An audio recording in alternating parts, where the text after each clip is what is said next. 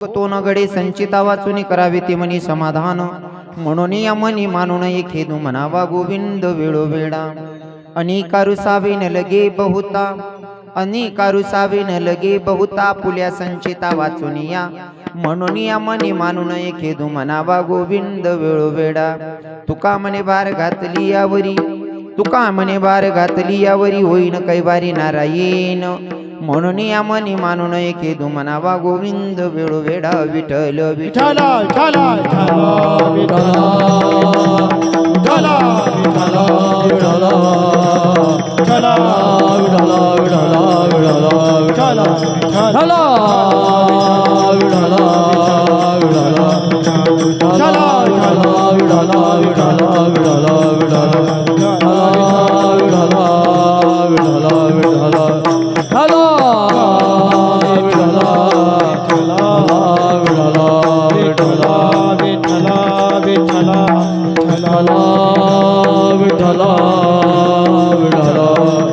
विठ्ठल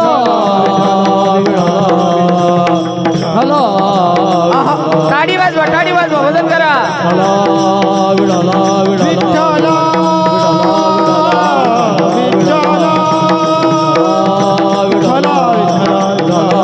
कुंडली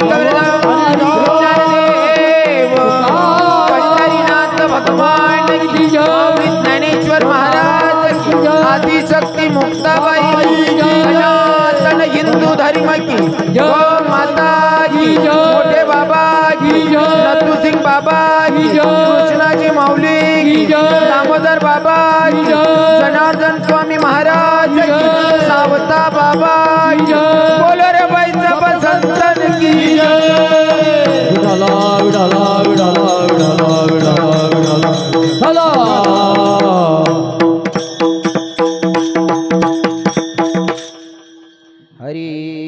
हरी भोगतो न गडे संचिता वाचून करावे ते मनी समाधान म्हणून या मनी मानून खेदू म्हणावा गोविंद वेळोवेळा अनेकारू सावे न लगे बहुता बोलू नका अनेकारू सावे न लगे बहुता पुल्या संचिता वाचून या म्हणून या मनी मानून खेदू म्हणावा गोविंद वेळोवेळा तुका मने बार घातली यावरी तुका मने बार घातली यावरी होईन कैवारी नारायण म्हणून या मनी मानून खेदू म्हणावा गोविंद वेळोवेळा महायोग पिठे तटे भीमरत्यं वरं पुंडलिकाय दातन मुनींद्रे समागत तिष्ठम तमानंद कंदम परब्रह्मलिंगम भजे पांडुरंग करो प्रथम नमन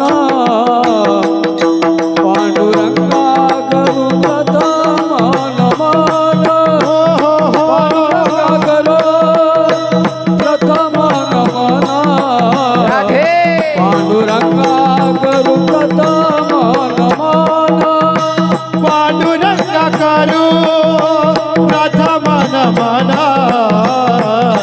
पांडुरंगा करो प्रथम नमन पांडुरंगा करो प्रथम नमन पांडुरंगा करो प्रथम नमन दुसरे चरण संताजिया बोला दुसरे चरण संताजिया दुसरे चरण संताजिया दुसरे चरण संताजिया ज्ञान कृपादाने कथेचा विस्तारो ज्ञान कृपादाने कथेचा विस्तारो ज्ञान कृपादाने कथेचा विस्तारो ज्ञान कृपादाने कथेचा विस्तार ज्ञान कृपादाने कथेचा विस्तारो ज्ञान कृपादाने कथेचा विस्तारो ज्ञान कृपादाने कथेचा विस्तारो ज्ञान कृपादाने कथेचा विस्तार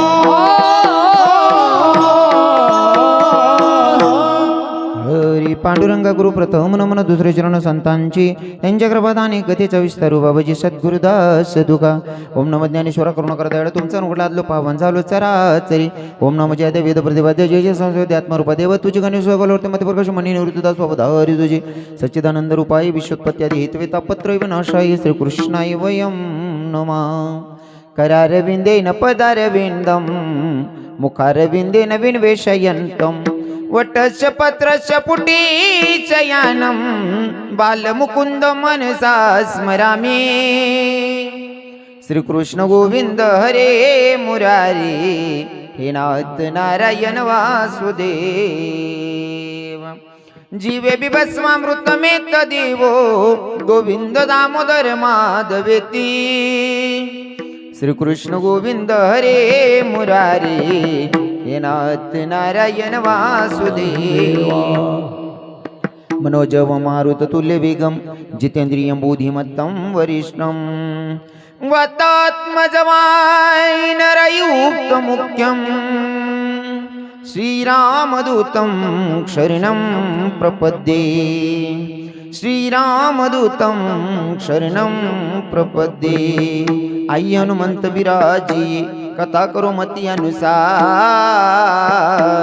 प्रेम सहित गती धरू पदारी जी पवन कुमार ये दुख जाना मारुति जाना ये दुख जाना मारुति जाना सुनला कर पुकार पवन सुत विनती बारंबार पवन सुत विनती बारंबार ये दुख जाना ये दुख जाना मारुति जाना सुनला कर पुकार पवन सुत विनती बारंबार पवन सुत विनती बारंबार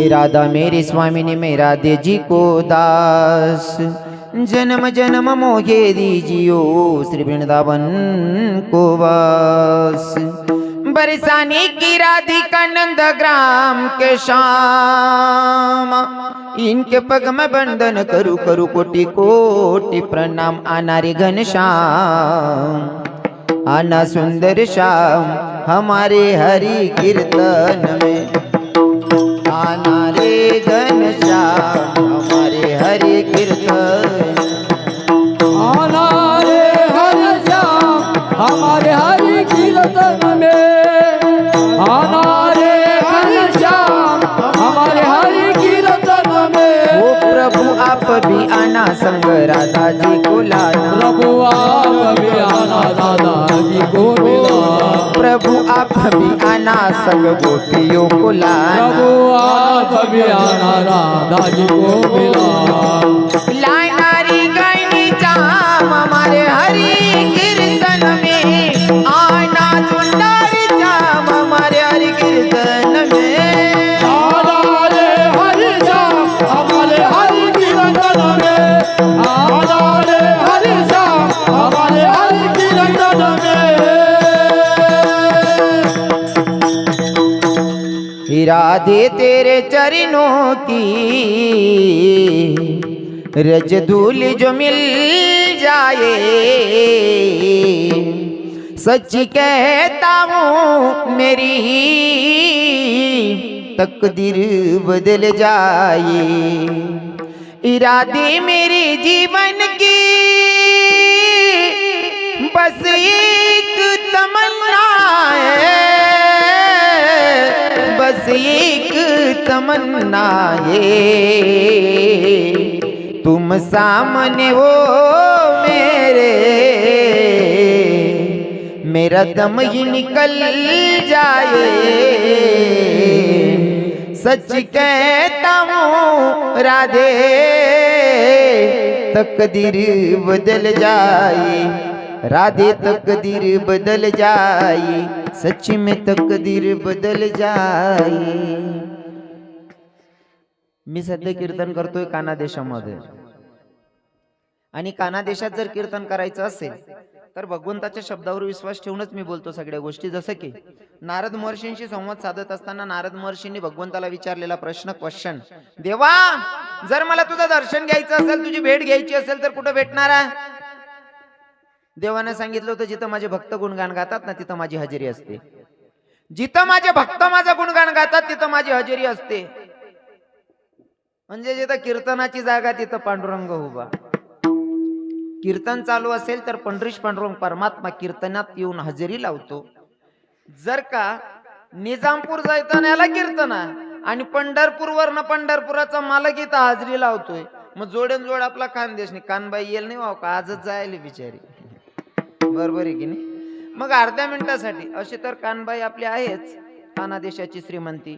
पण इकडे आपल्या परिसरात वणीगडाची देवी म्हणजे अर्धपीठ सत्वाचं ठाण ज्याला म्हणतो आपण, नांदुरी गडाची देवी.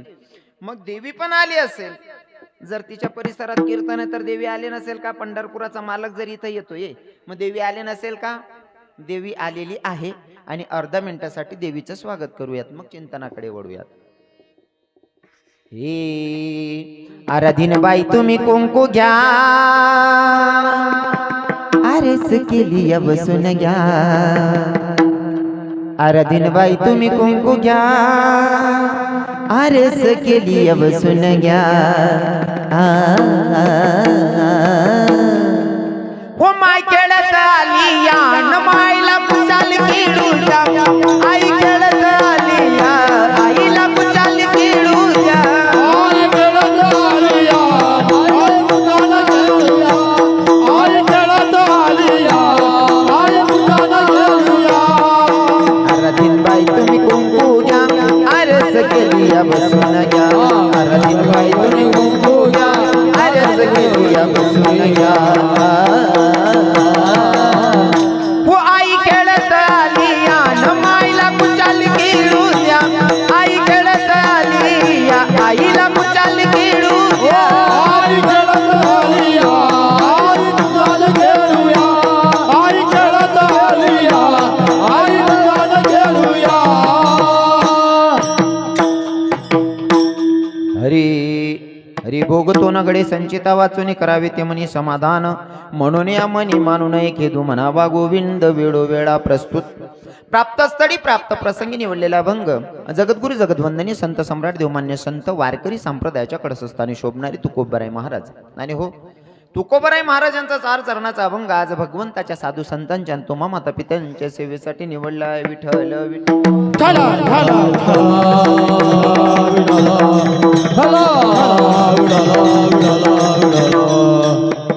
कार्यक्रम किम निमित्ताने तुम्हा सगळ्यांना घ्याताय, तरी पण वक्त्याचं कर्तव्य अनुषंगानं साधू संतांच्या पदस्पर्शाने पुनीतन पावन झालेली आपली निजामपूर नगरी, जैताने नगरी.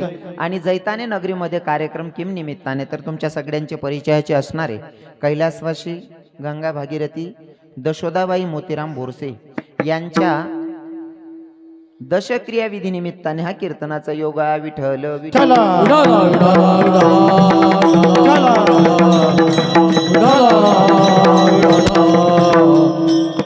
आजींना 3 मुलं आणि 1 मुलगी. त्याच्यातून मोठा मुलगा म्हणजे कैलासवासी चैत्राम मोतीराम बोरसे.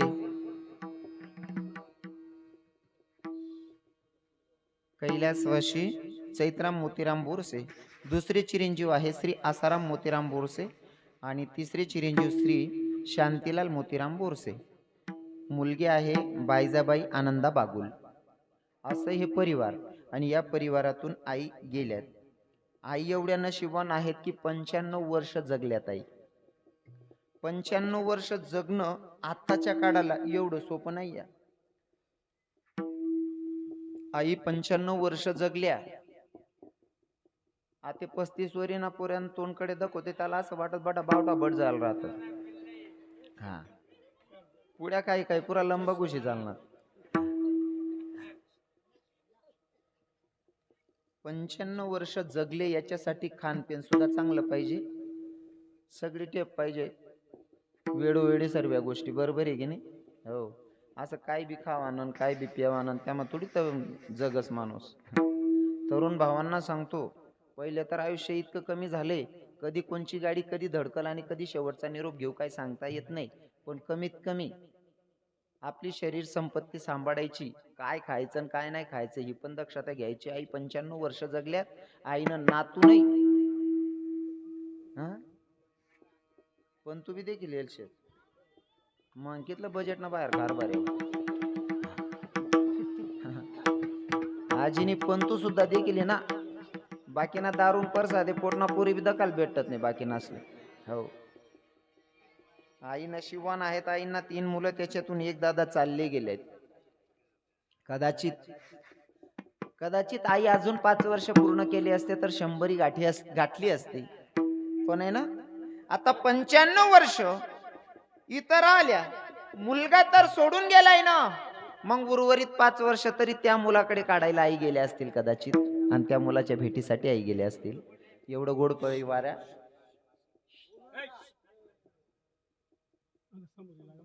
बोलू नका मायबाप. मी पहिले तर बटासना पाय पडस कारण लोक बाहेर गावतील मला ऐकायला येईल राहतस. म्हणून सगळ्यांचे पाया पडून सांगेल तुम्ही मला म्हणलात 10:30 जाई विठ्ठल करा तर 10:30 करतो. पण तेवढा वेळ कोणी कोणाशी बोलू नका मायबाप. इथं मी तुमचे मन जिंकण्यासाठी आलेलो आहे. तुमच्या मनात मी प्रेमाची पेरणी करायला आलेलो आहे. तुम्हाला नाराज करायला नाही किंवा माझे तुम्हाला दुश्मन बनवायला नाही. किंवा तुम्ही काय म्हणा दुश्मन नाही बा मला बिगरी चारण वावर एकीन खाई जायला तर असं बी काही शे नाही. पण कीर्तनाची मर्यादा असते. 2 तास कोणी कोणाशी बोलायचं नाही. कीर्तनी बडबड करेल जो कोणी बेडूक होऊन येईल जन्मा. तुकोबरायांचं प्रमाण आहे. आपल्या बापाचं काय सांगत नाही. कीर्तनातून जो बडबड करतो ना त्याला बेडकाचा जन्म भेटतो. हा मग ज्याला बेडकाचा जन्म पाहिजे असेल त्याने करा बडबड. आपल्या बापाचं काही नुकसान नाही त्याच्यात. मला तुम्हाला दुखवायचं नाही पण कोणी कोणाशी बोलू नका मायबाप. पुनश्च पाया पडून माफी मागतो. कीर्तनासाठी ज्यांनी हाक मारली मला आमचे दादाश्री मला वाटतं काय नाव म्हणले लहान आजीचे नातूच होते. लहू दादा काय लहू दादांनी मला कॉल केला. मला म्हटले महाराज आजी हयात होती तेव्हापासून मनात होतं जर का आजीचं काही झालंच तर आपण रवी किरण महाराजांनाच बोलू. महाराज कधी कधी काही लोक अशी भेटून जातात ना एका शब्द असा बोलून जातात ना की असं वाटतं की यार किती लोक प्रेम करतायत आपल्यावर नाही का. म्हणजे आजी हयात होती तरी सुद्धा जर आजीचं काय झालं तर आपण रवी किरण महाराजांनाच बोलू असं म्हणणारी पण लोक आहेत. आणि बाकी ना त्या तारीख दिदीने राखू असा किडा पाडणारा विषय प्रकाराचे 3 तुका म्हणे केले जण नाही का. पर तुम्हाला एक गोष्ट सांगतो माझ्या कीर्तनातून मला सांगायला आवडतं. मी देव कमी सांगतो पण जगायची पद्धतच सांगायला मला आवडते. लोक काय म्हणतील तुम्हाला सांगतो. प्रभू रामचंद्र होते. प्रभू रामचंद्रांचे सुद्धा विरोधक होते. कृष्ण भगवंताचे विरोधक आज सुद्धा आहेत. तेव्हा तर होतेच पण आज सुद्धा आहेत. म्हणजे विरोधक नाही असा माणूस नाही. एक गोष्ट लक्षात ठेवायची. चांगल्या रस्त्याला गतिरोधक आणि चांगल्या माणसाला विरोधक असतातच. आणि पाहिजे त्यासनाशिवाय उन्नती बी नाही. विठ्ठल विठ्ठल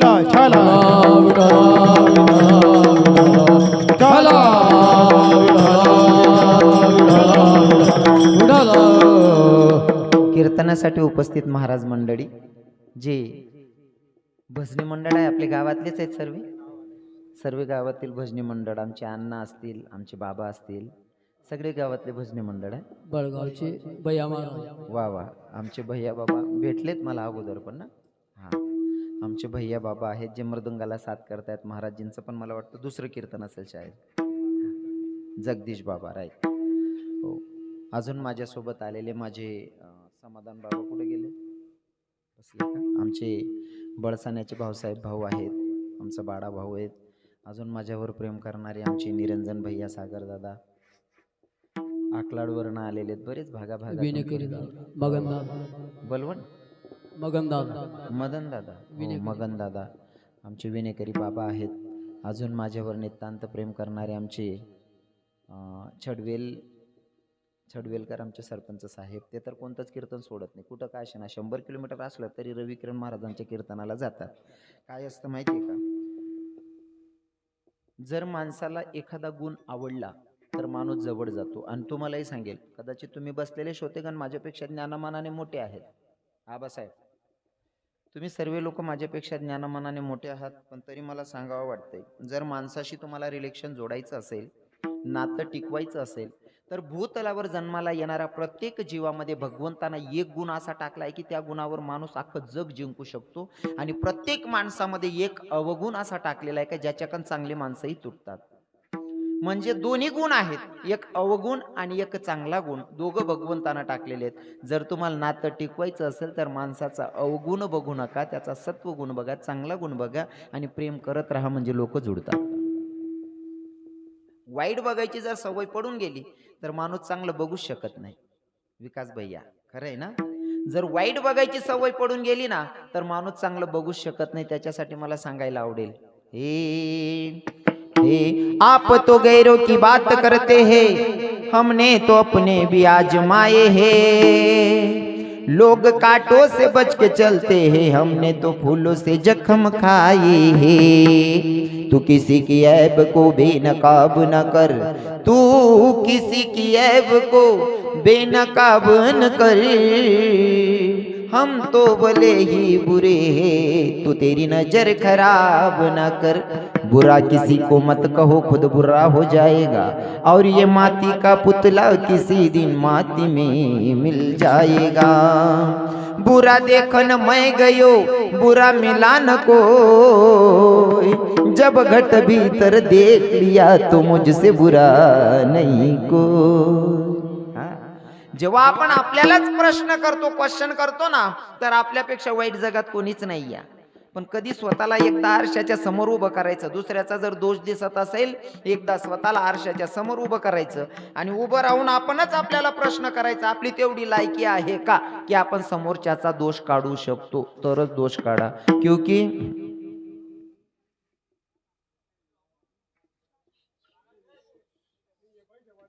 काय रे भाऊ, पहिला माज रे. अरे काय बोनीन पायरे दांगडू गाल देणार ओ आप्पा. अरे वो द्या रे धंदा ही काय राय ना इकू द्याणार रे. विठ्ठल विठ्ठल चला चला विठला विठला विठला विठला विठला विठला विठला. हॅलो दादा, हॅलो. अभंग आहे तुकोबारा यांचा. कोण तुकोबारा आहे? ज्यांची 65 लाखाची जहागी लोकांना दान करावी ती तुकोबार आहे. आणि ती तुकोबार आहे साधकांना समजावत असताना सांगतायत, भोग तो न घडे संचिता वाचून. भैया, तुमच्या जीवनामध्ये जर काही दुःख येत असेल तर दुःखाला कवटाळत बसू नका. त्या दुःखाला सामोरे जायची ताकद ठेवा. कारण अगर सजा मिल रही है तो गुनाह भी हुआ होगा. जर आपल्याला शिक्षा भेटते ना तर आपल्याकडनं गुन्हा नक्कीच झालेला असेल. म्हणून काय करायचं, संकटाला घाबरायचं नाही. फॉर एक्झाम्पल, आपण शेतकरी लोक आहोत म्हणून तुमच्यासाठी तुमचं परिचयाचं उदाहरण द्यायला मला आवडेल. विहीर खोदत असताना जर खडक लागला, खडक जर लागणार, एखादा कच्ची हिंमत ना माणूस असा विचार करत खडक लाग गया बो फोन न बी, इथलं काय सोपं नाही शे, आको 5-50 हजार जाईनी पाणी लागस का नाही लागस, म्हणजे सुटणी नाही हिंमत. पण खडक फोडान ताकद ठेवा, खडक ना फाडी. इथलं खाली इथलं गोड पाणी रास नाही, इथलं गार पाणी रास ना, त्याने इथलं पाणी कुठेच नाही शे, फक्त खडक फोडान ताकद ठेव. तसं जीवन जगत असताना संकटाला तोंड द्यायची ताकद ठेवा. रिटर्न माघारी फिरायचं नाही.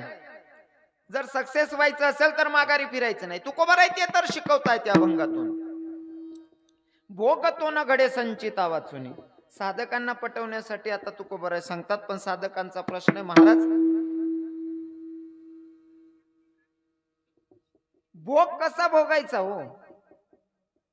जे तुमच्या कर्माचं फळ आहे ते तुम्हाला भोगावं लागतंय. तुमचं कर्म जसं केले कर्म झाले त्याची भोगाले. केले कर्म झाले त्याची भोगाले. केले कर्म झाले त्याची भोगाले. त्याचे कर्म झाले त्याची भोगाले. उपजले मेले ऐसे किती, उपजले मेले ऐसे किती.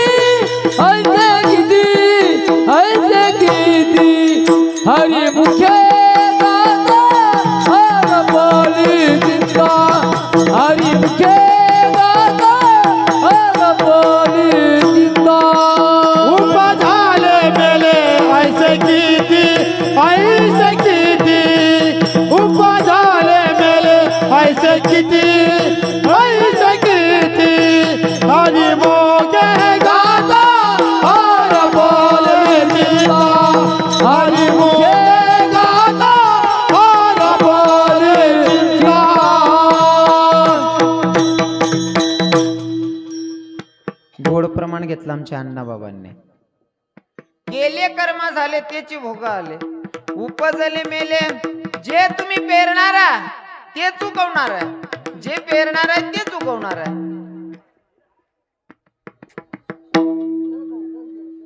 यास ना मग कोणी शहाणा माणूस उभं करावं. अरे वातावरण नका ना खराब करू राजा हो.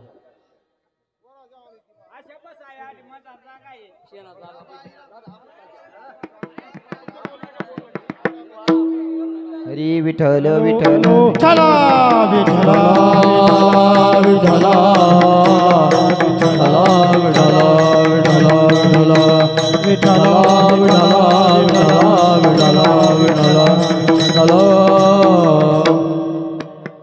कर्म माणसाची साथ सोडत नाही, जे पेरणार आहे ते चुकवणार आहे.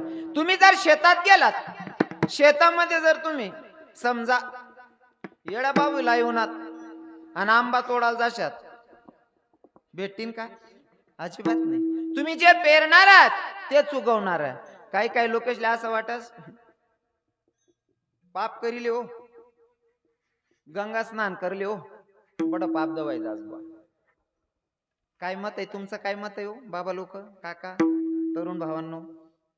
आपण पाप केल्याच्या नंतर, गंगेत स्नान केल्याच्या नंतर पाप धुतलं जातं का हो दादासाहेब? माडी तुमनं काय मत आहे? पाप दवायचास का? नाही ना? तर मी तुमले सांगस पाप दवायचास. आम्हाला सवय नवरदेव बी ना आवडत, नवरी बी ना आवडत. तुम्ही तीर्थक्षेत्रावर स्नान केल्याच्या नंतर पाप धुतलं जातं, पण पाप धुतलंच जाणार आहे ना. जर आमचे संत सांगत असतील, अरे तुम्ही गंगेमध्ये स्नान करायचं जाऊ द्या, नुसतं मुखातून तोंडानं नसतं गंगा गंगा जरी म्हणलं तरी पापाचा नाश होतो. हा बरोबर आहे की नाही? वाचे म्हणता गंगा गंगा सकड पापे जाते गंगा, नाही का? हा मुखानं नुसतं गंगा म्हणलं तरी पाप धुतलं जातं. मग स्नान केल्याच्या नंतर धुतलं जात नसेल का? धुतलं जातं, पाप धुतलं जातं. गंगा मग या तुम्ही पाप दवाय गे, पण ते जाको बाष्पीभवनद्वारे ढगाळ वातावरण ना वर जास्ते पाणी, आणि ते पाप बड पाणी मग वर जास, आणि ज्यान त्यांना दाबार बरोबर तिथलंच पाप पडस. जशी सावली साथ सोडत नाही ना, तसं आपलं कर्म आपली साथ सोडत नाही. सावली जशी साथ सोडत नाही तसं कर्म साथ सोडत नाही. म्हणून कर्म करत असताना जरा बारकाईनं विठ्ठल विठ्ठल विठ्ठला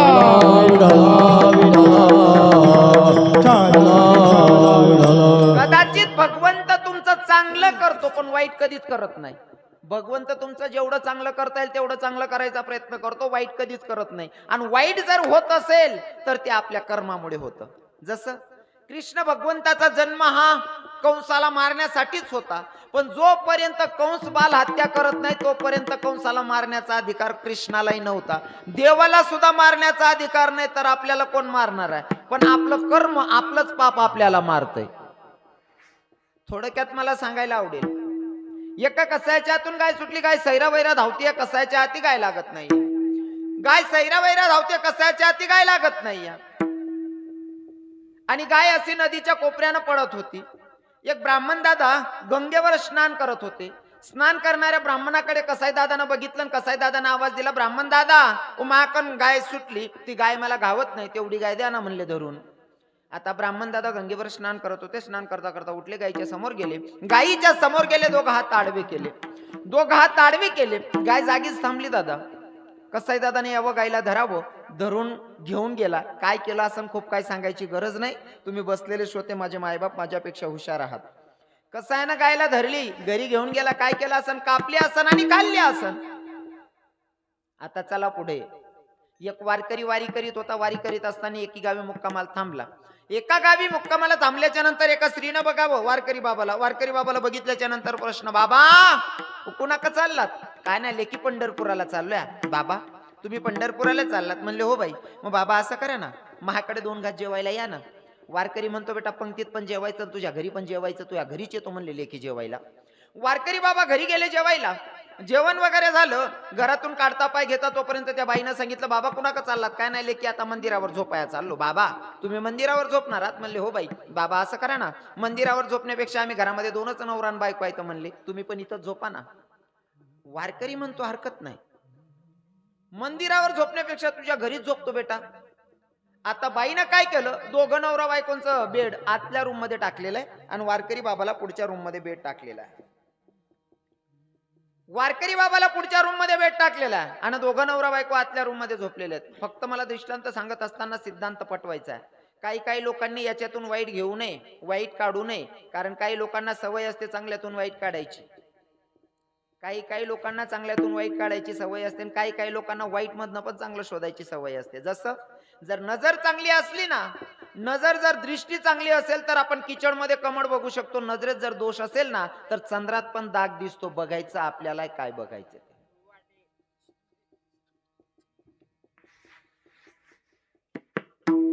बघायचं आपल्यावर आहे काय बघायचं ते. दृष्टांत सांगत असताना मला सिद्धांत पटवायचा आहे, लक्षपूर्वक ऐका. वारकरी बाबाला पुढच्या रूम मध्ये बेड टाकलेला. वारकरी बाबा झोपले इथं.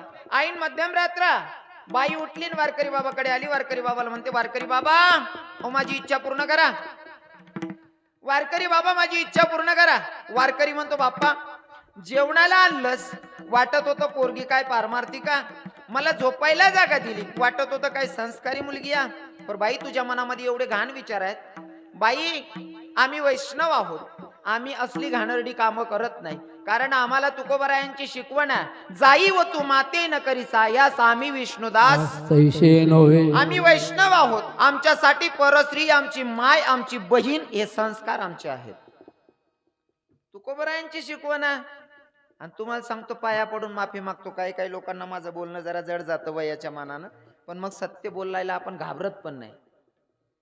जर खरा माळकरी असल, खरा वारकरी असल, खरा वैष्णव असल तर त्याच्या मनामध्ये परस्त्रीबद्दल कधीच वाईट विचार येत नाही. खरा माळकरी असेल तर, खरा माळकरी असेल, खरा वैष्णव असेल, खरा टाळकरी असेल, खरा वारकरी असेल तर त्याच्या मनामध्ये परस्त्रीबद्दल वाईट विचार येत नाही. आणि जर गळ्यात माड असल्यावर जर परस्त्रीला वाईट नजरेनं बघत असेल तर तो खानदानी वारकरीच नाही. विठ्ठल विठ्ठल विठ्ठल.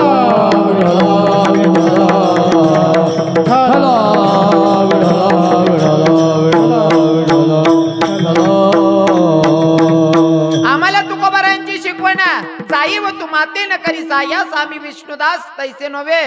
आमच्यासाठी परस्त्री आमची माय, आमची बहिणा.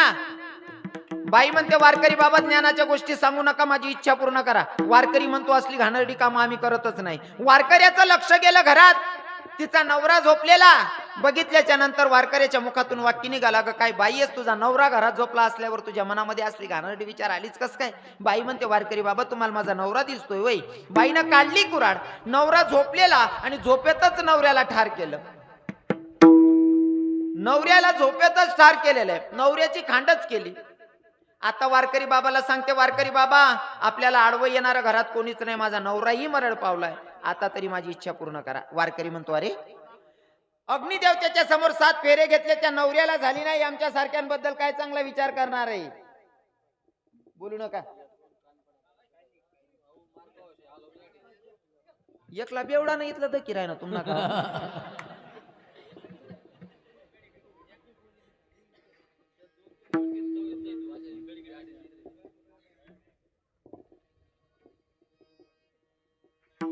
होय काय होत माहितीये का, त्याच हात पाय पडून त्यासले असे वाटत आमले बिहाई राहणार. नाही बोलायचं हो, कीर्तनातून नाही बोललं पाहिजे हो. 1-2दा वत चूक आपण समजू शकतस.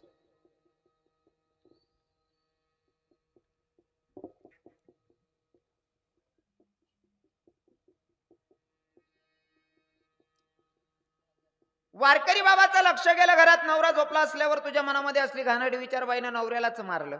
आता म्हणते, वारकरी बाबा आपल्याला आडवं येणारं कोणीच नाही म्हणले, आता तरी माझी इच्छा पूर्ण करा. वारकरी म्हणतो, बाप्पा अग्निदेवतेच्या समोर 7 फेरे घेतले, त्या नवऱ्याला झाले नाही, आमच्या सारख्यांबद्दल काय चांगला विचार करणार आहे. म्हणले, बाई असली घाणेरडी कामं आम्ही करत नाही.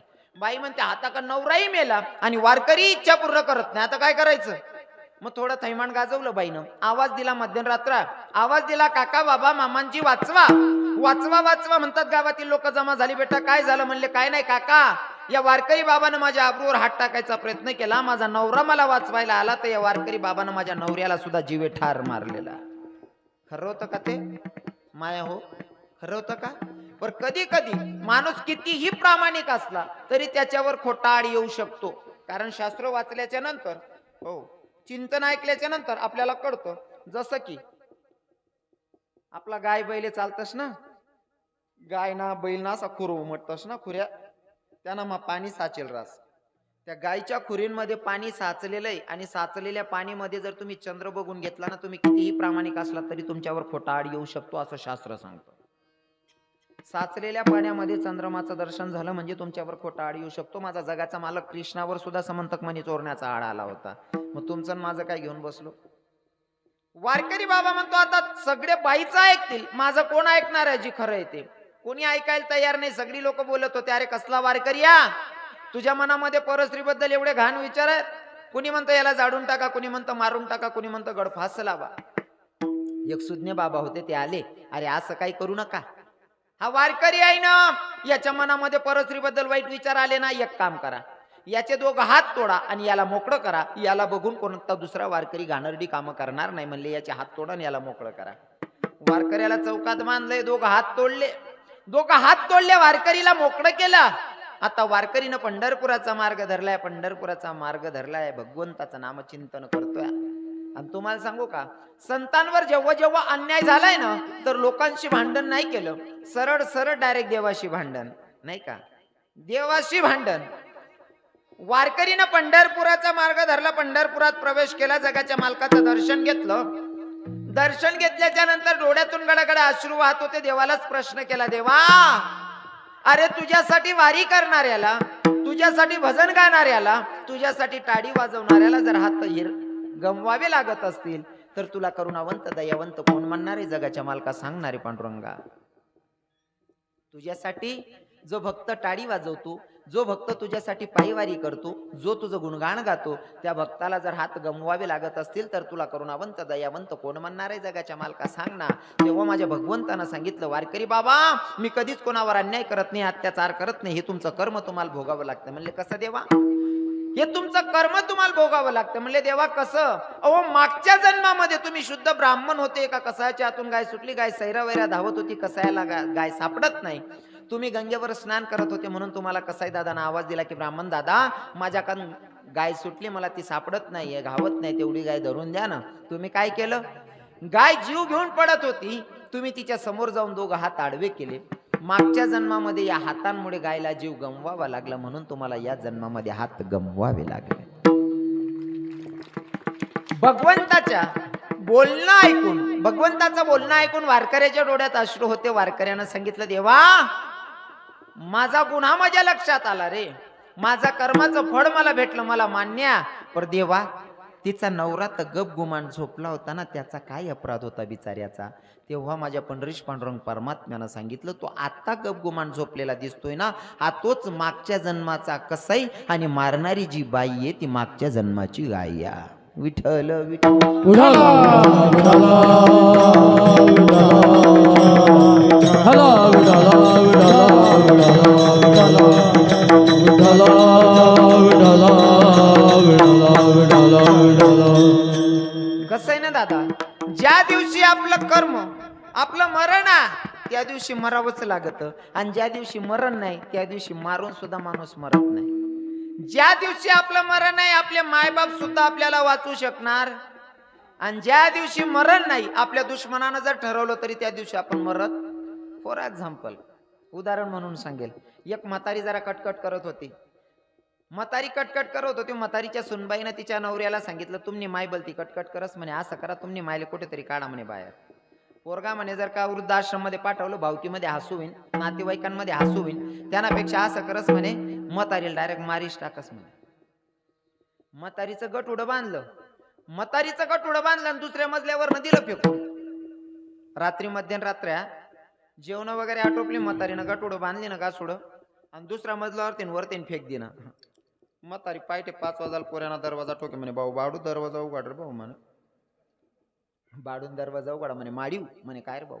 दुसरा मजल्यावरतीन फेक देणं तरी म्हणे, भाऊ तुझं वरतीन फेका ना तर खालकापाशीन गाडी भराय राहीन ते म्हणे. मरण नाही तर मरणार नाही ना, मरण नाही तर मरणार नाही. हो, तुम्ही जे कर्म केलेलं आहे तेच भोगावं लागतंय. जसं म्हातारीचं तसंच एक उदाहरण सांगेल. म्हातारा बी जरा बोलका होता. सुनबाई म्हणे, म्हातारानं बोलता कटकाशे माय म्हणे, नवराला सांगाव तुम्हाला म्हाताराला कुठेतरी काढा म्हणे. तुम्हाकडे म्हातारा म्हणता का दल्ला दोन्ही चालस ना बरं आहे बा. म्हणजे तुम्ही नवरदेव बी नावडतो नवरी बी नावडतो मन सारखंच काम आहे तुमनं. आता म्हातारा कटकट करत होता. सुनबाई म्हणते नवऱ्याला तुमच्या बापाला कुठेतरी पाठवा. पोरगा म्हणे कुठे दाडा माको बे आपले नुकसान आहे इज्जतले बट्टा लागापेक्षा असं करत म्हाताराला उपाडीत देस म्हणे. फोर व्हीलर गाडीमध्ये बसवलं. बापाला सांगितलं पप्पा तुम्हाला तीर्थक्षेत्रावर स्नान करायला घेऊन जायचंय. बापाला गाडीमध्ये बसवलं. बसवल्याच्या नंतर घेऊन जातोय बापाला गंगा स्नानसाठी बापाला घेऊन जातोय म्हणून सांगितलं. बापाचा हात धरला गंगेवर घेऊन गेला. गुडगाल पाणी लागल्यानंतर भाऊ म्हणे बसू का आटे नाही म्हणे पप्पा पुढे चला म्हणे. गुडगानं पाणी कंबरले लागायला लागे म्हणे भाऊ आटे बसू का नाही म्हणे पप्पा पुढे चाला. कंबरनं पाडी आते छाती लगून ये गे म्हणे भाऊ रे चला म्हणे पुढे. बापले समजी गे तू आटे गंगा स्नानले नाही भाऊ म्हणे आटे तू म्हणा लेंडर फुस कराले लयल शे रे आप्पा.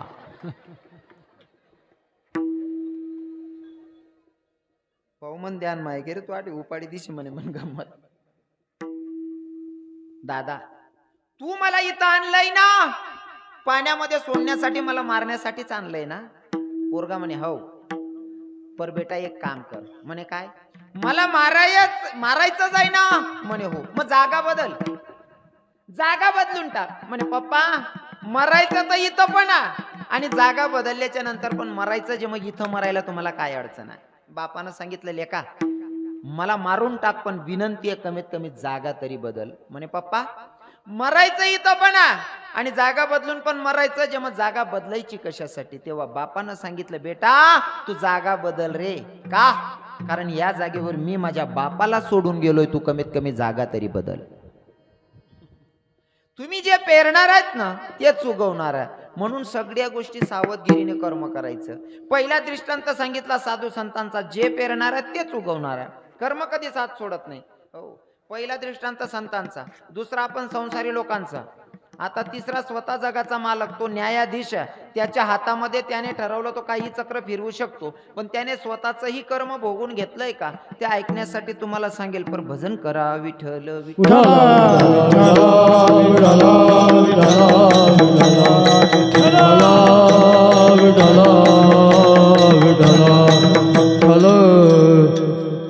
कसं आहे ना तुमचं गाव पारमार्थिक गाव आहे आणि बराच बाहेर गाव तीन लोक येईल शेत म्हणे मला चिंतन मांडाना आवडी राहणार.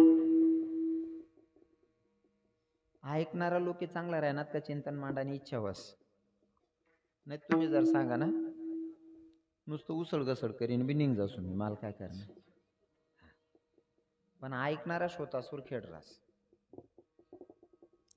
स्वतः जगाचा मालक स्वतःला न्याय करत असताना सोडतो का तर तो स्वतःलाही सोडत नाही. 2 मिनिटात पटवेल ऐका. जेव्हा भगवंत निज धामाला जायच्या आधी उंबर वृक्षाच्या खाली पोळलेले आहेत आणि भगवंताच्या पायात आडी होती. भगवंताच्या पायाला पद्म होतं आणि भगवंताच्या पायाला जे पद्म होतं ते पद्म चकाकत होतं. एक शिकारीसाठी बसलेला. शिकारीला असं वाटलं तो चकाकणारा पद्म नाही तर तो प्राण्याचा पक्षाचा डोळा. जसा का बाण सोडला भगवंताच्या पायाला भगवंताचा अंगुष्ट्यातच मरण होतं. आता भगवंताचा टहादिशी आवाज त्या पारधीच्या कानी पडला. शिकारीच्या कानी पडला. शिकारी सैरावैरा धावत आला. धावत आल्याच्या नंतर शिकारीनं सांगितलं अरे आपण प्राण्याला पक्षाला नाही आपण तर देवालाच बाण मारलाय कृष्ण भगवंताला. भगवंताच्या जवळ गेला तो पारधी रडायला लागला. म्हणले देवा तुम्हाला मारण्यासाठी नव्हता बाण सोडलेला. हो देवा तुम्हाला मारण्यासाठी नव्हता बाण सोडलेला. मला असं वाटलं तुमचा पायाचा पद्म चकाकत होता. मला वाटलं कोण्या प्राण्याचा पक्षाचा डोळा चकाकतोय म्हणून मी बाण सोडलेला होता. तेव्हा माझ्या भगवंतानं त्या शिकारीला जवळ घेतलं. डोक्यावरून हात फिरवलं. सांगितलं शिकारी दादा यात तुमची चूक नाही.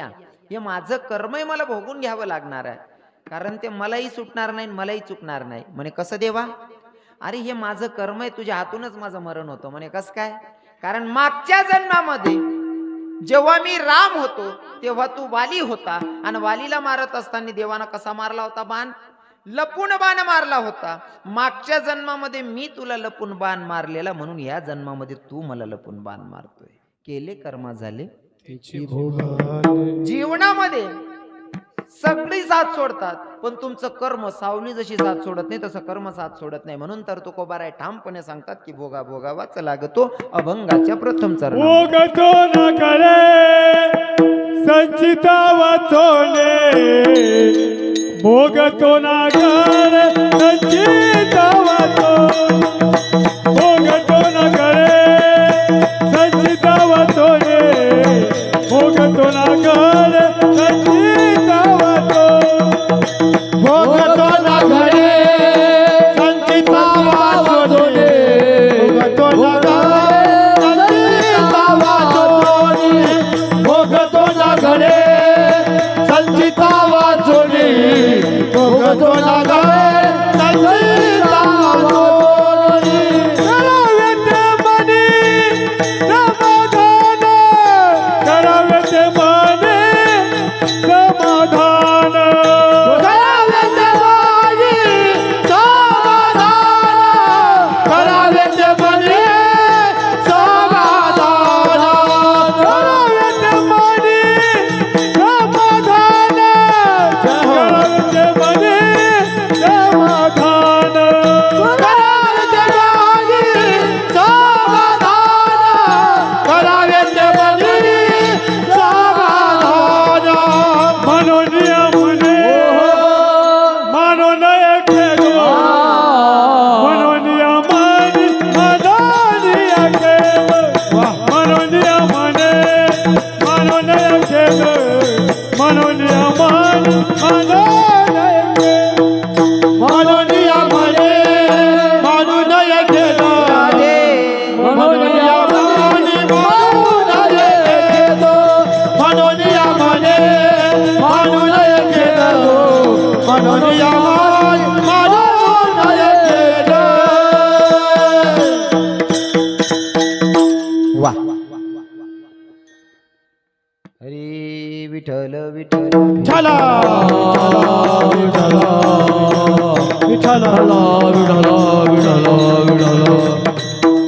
भोगतो न घडे संचिता वाचून तुमच्या संचितामध्ये जर जो संकट भोगायचे ते भोगावंच लागणार आहे. पण पुढे जाऊन महाराज सांगतात करावे ते मनी समाधान. साधकांचा प्रश्न आहे तुकोबारे आहे भोगतो न घडे संचिता वाचून इथपर्यंत आम्हाला मान्य आहे. पर पुढे जाऊन तुम्ही म्हणतात करावे ते मनी समाधान कसं शक्य. जर आमचं मागचं काय कर्म आहे आमच्या लक्षातच नाही आणि एवढ्या मोठ्या संकटाला तोंड देतोय आणि तोंड देत असताना तुम्ही म्हणतात करावे ते मनी समाधान कसं शक्य. जसं की एखाद्या व्यक्तीला विंचवाने डंक मारावी आणि डंक मारण्याच्या नंतर त्याला विजा होताय त्रास होतोय आणि त्या प्रसंगाला आपण त्याला सांगू भाऊ आमना घर गुलाबजाम आहेत चालस का खावाले कसं पटणारा. मग जर तुम्ही सांगताय ना तुकोबारे आहे करावे ते मनी समाधान जीवनामध्ये किती दुःख आलं समाधानी जीवन जगायचं तुम्ही सांगतायत आम्ही समाधानी जीवन जगू पण तुमच्या परमार्थामधलं एखादं उदाहरण सांगा म्हणजे आम्हाला पटलं पाहिजे. तुकोबाराय काय सांगतील आपण तुकोबाराय यांची पायाची धुरही बनू शकत नाही पण आपण उगा प्रयत्न करतोय लक्षपूर्वक ऐका. करावे ते मनी समाधान जीवनामध्ये किती मोठं दुःख आलं तरी सुद्धा समाधानी जीवन जगलं पाहिजे माणसानं. फॉर एक्झाम्पल कुरुक्षेत्रावर युद्ध चालू होतं चालू युद्धामध्ये अभिमन्यू मरण पावला. कुरुक्षेत्रावर युद्ध चालू आहे चालू युद्धामध्ये अभिमन्यू मरण पावला. अभिमन्यू मरण पावल्याच्या नंतर पांडव रडत होते यात विशेष नाही दादा कौरव सुद्धा रडत होते. आणि तुम्हाला सांगतो बरं का बसलेल्या बाबा लोकांना मी काय बोलेल पण तरुण भावांना सांगेल दादा जीवन जगत असताना असं जगावं आपले रडतील यात विशेष नाही आपले रडतील यात विशेष नाही दुश्मनाच्या सुद्धा डोळ्यात अश्रू आले पाहिजे याला म्हणावं जीवन जगणं नाही तर जगूनच फायदा नाही. पण दुश्मन सुद्धा तेवढा खानदानी पाहिजे दुश्मनी बी करा नाही पण दुश्मन बी तिथलाच खानदानी पाहिजे. बरोबर आहे की नाही सरपंच दादा बरोबर आहे. दुश्मन सुद्धा खानदानी पाहिजे. मी एक मोठ्या वक्त्याच्या मुखातून आमचे ढोकबाबांच्या मुखातून ऐकलेला दृष्टांत मला सांगायला आवडतो. दुश्मनी सुद्धा तसाच माणूस संगे करू खानदानी माणूस संगे दुश्मनी समोरासमोर घरी होतात म्हणे इतकी कट्टर दुश्मनी ना तो जर वट्टावर देखी घ्या ना माणूस त्यानं तोंड बी देखे नाही मंगलदार तीन फिरीशनी वावर माझा आहे पण त्यानं तोंड देखे नाही एवढा कट्टर दुश्मन.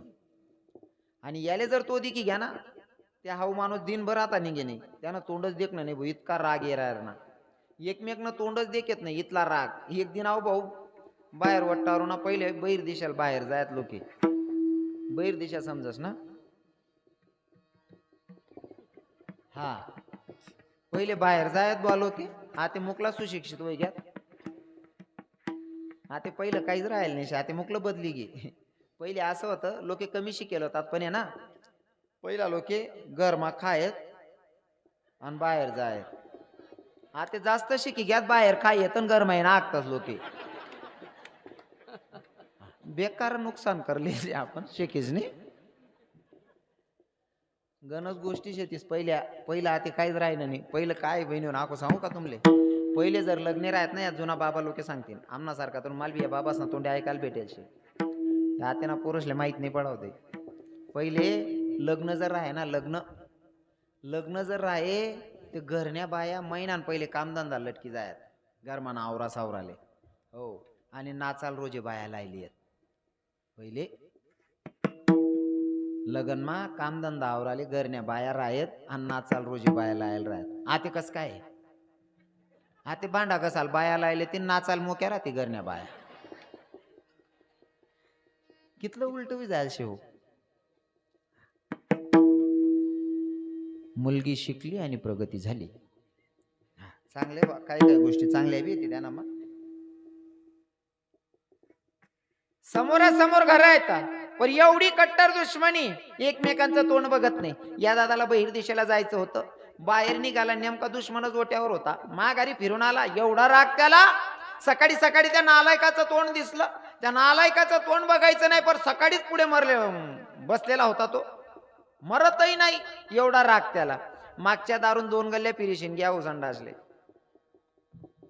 आणि नेमका रस्ता तरी तोच राग अहो नालायकनं तोंड दे काय गे सकाळी मग त्या मूर्खानं तोंड दे काय गे यानं त्यानं चालू होतं चिंतन आणि नेमका तर 4 व्हीलर गाडी होणे 4 व्हीलर गाडीमा बसेल एक माणूस म्हणे का हो आप्पा आमका नावनं व्यक्तीनं घर कोटेशे म्हणे नेमका याना दुश्मन नाव विचार तो म्हणे तो नालायक पुढे शील गेलो होता मी मागली गेली माही फिरेश नेले त्यानं नाव मग काढा म्हणे या म्हणे का हो दादा गावमा घुसताना पहिलाच व्यक्ती तुम्ही भेटेल नाव सांगाव अजिबात चालणार नाही तो माझा दुश्मना त्याचं नाव सुद्धा माझ्या समोर काढू नका मला त्यानं तोंड देखाना सुद्धा आवडत नाही म्हणे दादा सकाळ सकाळ मग पहिलाच व्यक्ती तुम्ही भेटेल तांबले माहित नाही हो पहिल्यांदा जाय राहिनो तुम्हाला गावमा सांग द्या ना तो माणूस घर कोणता कोपरालशे अजिबात नाव काढू नका म्हणे त्यांना तो नालायक पुढे उभा होता म्हणे मनीषीन मागली गेली माही फिरीशनी येलशे त्यानं नाव सुद्धा चालवणे म्हणे माले पण न राहता अजून एक प्रश्न केला त्या माणसानं म्हणे दादा तुम्ही इथला जीव थोडी विचारा ना त्यानं घर तुम्ही कसांसाठी येलशेत म्हणे काय नाही म्हणे त्याच ना मोठा पोरगाल पोर देणे घरवर दाखाली येलशेत म्हणे चांगलं सांगू का बहिणी म्हणते हा चांगलं सांगू इथली कट्टर दुश्मनीवर चांगलं सांगू का आपण राहतो ते काय किडा पाडतो तर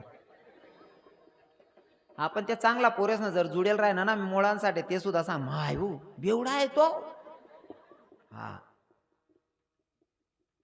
इतकी नीती खराब शे आपली एवढा कट्टर दुश्मन पण त्या माणसाला विचारलं दादा तुम्ही ज्या माणसाचं नाव विचारतायत त्याच्याकडे काय कामासाठी आलेत यांनी सांगितलं गाडीमध्ये बसलेल्या लोकांनी त्यांच्या घरामध्ये त्यांच्या मोठ्या पोराला माझी मुलगी द्यायची म्हणून त्यांचं घरवर बघायला आलो या दुश्मन होता दादा पण त्या दुश्मनानं सांगितलं दादा तो समोर होता म्हणून 2 गल्ल्या फिरून आलोय माझा कट्टर दुश्मन आहे त्याचं तोंड सुद्धा बघत नाही पण तुम्ही जर त्याच्या घरात मुलगी देत असताना माणूस एवढा खानदानी तुमच्या पोरीला ओटा उतरू देणार नाही एवढी खात्री आहे आपल्याला दुश्मन सुद्धा असा खानदानी पाहिजे हा दुश्मन सुद्धा खानदानी पाहिजे असा बाकी ना उलगेल वावरे काय काम ना काय बी चावीन मोठ टाकणारा आणि मोडणारच म्हणून नेहमी सांगणार ती क्लिप चांगली व्हायरल व्हायची कोण गरीब न पोऱ्यानं जमी घेणार दादा होऊन हाडणार रातले बटा जणी ही नाचली हो बँडमा बाकी ना वट्टावर बडी बडी विचार करता का रे आपलं पासपोर्ट आणि आपण बिग भर नाही तरी उपाडी नाही कितला निजधंदा शेव हा अरे अजून ते 35 नाजे रे अजून 40 नव्हे तू ना तू नीती चांगली नाही शे हा करम तेरे अच्छे तो किस्मत तेरी दासिया करम तेरे अच्छे तो किस्मत तेरी दासी और नीयत तेरी अच्छी तो घर में मथुरा काशी दुसऱ्याचं सुख बघून जडूच नका कारण तुम्ही जडलात तरी त्याचं वाईट होत नाही कारण ज्याचं पुण्य त्याचा आपला वाईट विचार करून वाईट काय होणार आहे भगवंत सुद्धा वाईट करू शकत नाही तुमचा आमचा काय विषय आहे का बरोबर आहे की नाही पण काय लोकेशले दुसऱ्यांना सुखच दाखवत नाही मी असा गलीमाई जाय तू एक 60-65 वर्षना बाबा होता वट्टावर असा तोंड उतारीन बसेल होता इथला चेहरा पाडीन बसेल होता ना बिगर पाणी ना मक्कान मा एक तोंड उतारेल होतं त्याने मी म्हणतो सिरियस मॅटर होई दलाल विचारलो म्हणतं बाबा इथलं चेहरा पाडीशीन बसेलेत काय वय ना काय नाही हो म्हणे महाराज शिलगाव म्हणे म्हणतं काय वय ना अहो महाराज येरले तेंबर पाणी नाही हो म्हणे आणि त्या साले खरंच पाणी कमी होता प्रत्येककडे म्हणतं बाबा तुम्ही येरले काय हो पुरा जायताना मग येरिसले पाणी नाहीशे जैतानानं जाऊ द्यावा म्हणे माले मनी येरणं पाणीनं बी दुःख नाही म्हणे पण बाजूवाल्याने आटी राहिनी नाही साली कितला निजधंदा आहे अहो. म्हणजे आपली येरमा पाणी नाही यामा दुःख नाही त्याले पण दुसऱ्यानी आटी राहिनी नाही त्यामा बै राय ना म्हणजे दुसऱ्यांना सुखमा लोके दुखी शेतस काय जगतोय आपण काय जगतोय दुश्मन सुद्धा खानदानी असला पाहिजे आणि माणसानं जीवन जगत असताना असं जगलं पाहिजे की दुश्मनाच्या डोळ्यात अश्रू आले पाहिजे याला म्हणावं जीवन जगणं दादा अभिमन्यू मरण पावला पांडव रडत होते यात विशेष नाही कौरव सुद्धा रडत होते बर वास्तविक पाहता कौरवांना पांडवांचा वंश संपवायचा होता तरी सुद्धा कौरव सुद्धा रडत होते म्हणजे काय जिनं असेल त्याचं नाही का सगळे रडता धर्मराजानं युधिष्ठिरनं कन्हैयाकडे बघितलं आणि कृष्णाला सांगितलं कन्हैया अरे हमें इतनी ताकत नहीं कि हम जाके सुभद्रा को बता दे कि भाई तेरा लाडला हमें छोड़ के चला गया कन्हैया हमारा थोड़ा सा काम कर दे भैया सुभद्रा के पास जाओ और सुभद्रा को बता दे कि तेरा लाडला हमें छोड़ के चला गया बस यही संदेशा सुभद्रा तक पहुंचा दे भगवान कृष्ण भगवंत विचार करताय पांडव पुत्र मेलेला आहे कौरव दुश्मन आहे हे तर जाणार नाही पांडव जाऊ शकत नाही मीच एकमेव आहे की मी सांगू शकतो त्याच्या मायला की तुझा मुलगा मरण पावलाय मला जावं लागेल आता निरोप सांगायला जातोय कृष्ण भगवंत मैतीचा निरोप घेऊन जातोय बहिणीकडे आणि तुम्हाला सांगू का मौतना निरोप सांगाल पहिले माणसेच जायत बाबा बरोबर आहे ना आता या मोबाईल होई घ्यात मनीषीन मुकलं परिवर्तन होई गे बा नाही ते पहिले मौतना निरोप सांगाले मैत वहिनी म्हणजे माणसे जायत आणि तो असं परिस्थिती होती मोबाईल नाही होतात ना बाप मरेलोर आहे ना काही काही पुरुष ना हात बी पडेल नाही आटे बसेल होते मुकल्या म्हाताऱ्या अशा पण बाप मरी घ्या नाविलास पोर पोचणे नाही टाईमवर बापने प्रेत यात्रा संपी गई आणि मग पोर पोचे असा प्रसंग होता कारण आता माणूस जाय तो सांगेन मग आता गाडी भरलं तो लगून ते टाइम जायला राय बरेच प्रसंग असे होते हा तर माणसे निरोप सांगायला जायत आणि निरोप सांगणारा बी हुशार पाहिजे राय बरं का मौतना निरोप सांगायला हुशार माणूसले दांडणं पडे नेमकं म्हणा आजी मरणी मन चुलत काकाल म्हणे वय रे अण्णा सखूबाईला ये म्हणे मन काका ना मन दिना पण यासा टोपीवाला बाबा बसेलेत ना असा अनुभवी बाबा त्या म्हणे देख रे पोरले घाबरावजो नको बरं तू घाबरावशील ती पोरले सांग दिशी ना ती पोर भ्याई जाईन घाबरी जाईन ते आटे कुठे किन मर जाई बरं ती पोरच पहिलेच नेमन समजाडीन सांगजो मन काका 150 आणाच होता मला लक्षी काढून बड बरोबर करली तू म्हणे बाकी 150 आणा राहतच ऐकत नाही ना आणि नेमका या 150 आणात फसतस एक बहीण सासू मर जायला होती चुलत सासू गली माई बोलायली ना म्हणे आत्या म्हणे काय हो बहीण म्हणे मला पुरण पैसे काढ द्या ना म्हणे काय नाही बहीण सोपर आज म्हणे काय उडी देत अशी झाट टाकू हा म्हणजे जागे शेत बा तुम्ही हारभर अंदाशी झाली हो तुला जर गुड न पुरण करणं असेल गुड टाक देऊ साखर न करणं असेल साखर टाक देऊ इथलं पिठले हो इथला पिठले इथलं नमकले हो असं बट सांग दे ना पीठ मळीले हो बहीण पीठ मळीले हो वाट लगून सांग तिथपर्यंत सांग आणि मग ती सुनबाई सांग सासूबाईले आत्या बाकीनं पुढे बट माहिती तुम्ही घर जावा म्हणे सासू चालणी गे आई बहीण पायटा माऊट नाही 3 वाजाले पुरण बी बनायली ना पीठ बी मळाई गे पण पुढे ना ऐकेल नाही ना पुरण मत नाही बरा ना का वरतीन बरा ना संध्याकाळ ना 3 लोक पुऱ्या टाकत बटणी बानट सुरू होत नाही 150 ना फसतच ना कोणी करायत ना मग याला सांगेत म्हणा आजा बाबा म्हणे भाऊ अण्णा नेमन सांग जोर म्हणे मला कशी काढा बट बरोबर करली तू म्हणे घ्या मन काका मन आत्यान गावले पोचना आत्यान देख भाऊ येईल शिवा आणि पहिले ना मोबाईलमुळे काही गोष्टी चांगल्या बी होल्यात नाही काही गोष्टी वाईट बी होल्यात मोबाईल होता नाही ना तो जिवाडा बी इथला होता ना माहेरनं नुसतं पुत्र दिखणं तरी सुद्धा बाईले आनंद वाटे माय मन माहेरनं बरोबर आहे की नाही मन आत्याने मन काकाला देख मायो मन भाऊ ना म्हणे काय रे भाऊ कथा म्हणता रे अण्णा काही नाही बहीण म्हणे खेत बैलेले आली येलो तू म्हणे याने हुशारी आता मन आत्या म्हणे बैलेले वाली जी येले मन आत्यान रांधी टाक आणि पहिले पाहुणचार सोपार आहे खिचडीन भज्या काढा तरी पाहुणचार होई जाय पहिले हा पिठलन पोया कर्यात तरी पाहुणचार होई जाय काय उजी बारीनी बरणार आहे तो खिचडीना सुद्धा पाहुणचार राय होता वय खिचडी हो इतका तुटवडा होता खिचडी ना या माया असली विचारा जर पाहुणा बशी जायत ना जेवणले खिचडीना पाहुणचार जर राय ना ते पाहुणा जर बसत ना गरमाना एकच सदस्य बसाडेत जेवणले कारण पाहुणाने समोर खुटी नको जाऊ बा असं हो इतका तुटवडा होता तांदूळ ना की नाही साधं काम पाहुणचार वय खिचडीना आता खिचडीना मोदी साहेबसने इथला नेतात पेट टाका संध्याकाळले कुकरने शिट्टी वाजणे रे वाजणे असा जीव करस पळा रे पंगरा रे ओ भाऊ आई बहिणी आज बी खिचडी दडकायले रे काका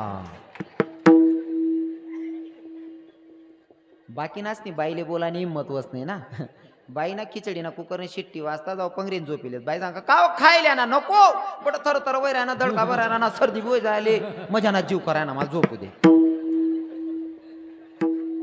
इथला भेम काय जायलेत लोक खिचडी बहिणी सोन दखा तुमना पाय पडस तुम्ही आहे जरा खिचड्याना दामा बंदच करा जरा थोडा दिवस इथलं बेकार काम करता गेलाय खिचडीने चांगला पुरे लदलद होई घ्या तू चांगला कारण आई बहिणी आता सोपं धरली अशी संध्याकाळी वहिनी का नवरा असा वट्टावर बसेल खुर्ची बिरची कॉटवर बसेल राय ना का आई माय संध्याकाळी माय व आज काय नाही डोकं बी बट मजानच कन गन कर राय ना हात पाय बी बटा गई राय ना खिचडी टाक देऊ ओ माय बहिणी वन दोनच भाकरी टाकत जाऊ नवरा बायको अर्धी अर्धी दोन्ही पोरसले अर्धी अर्धी देत जाऊ पण भाकरी दडकाव जाऊ म्हण्या सोनचिडी सोन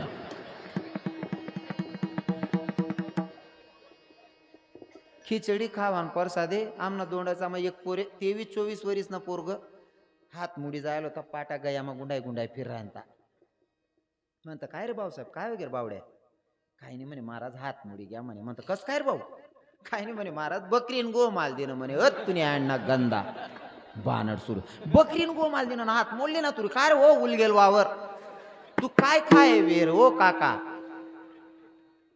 खावाले चांगलं राही नाही महाराज या म्हातारा बसेले ते असले विचारा या म्हातारासना टाइमले यासना मायबाप खावाडेत ना रातले कच्ची उडीने दायबी जाड देत आणि सकाळी मग कच्ची खावाडेत असा दानगल्ला म्हातारा राहत ना आवतले जरी बैल चाले नाही ना त्याला एकच गुदामा बसाड देत असा म्हातारा आता हो आता ते राही ना नाही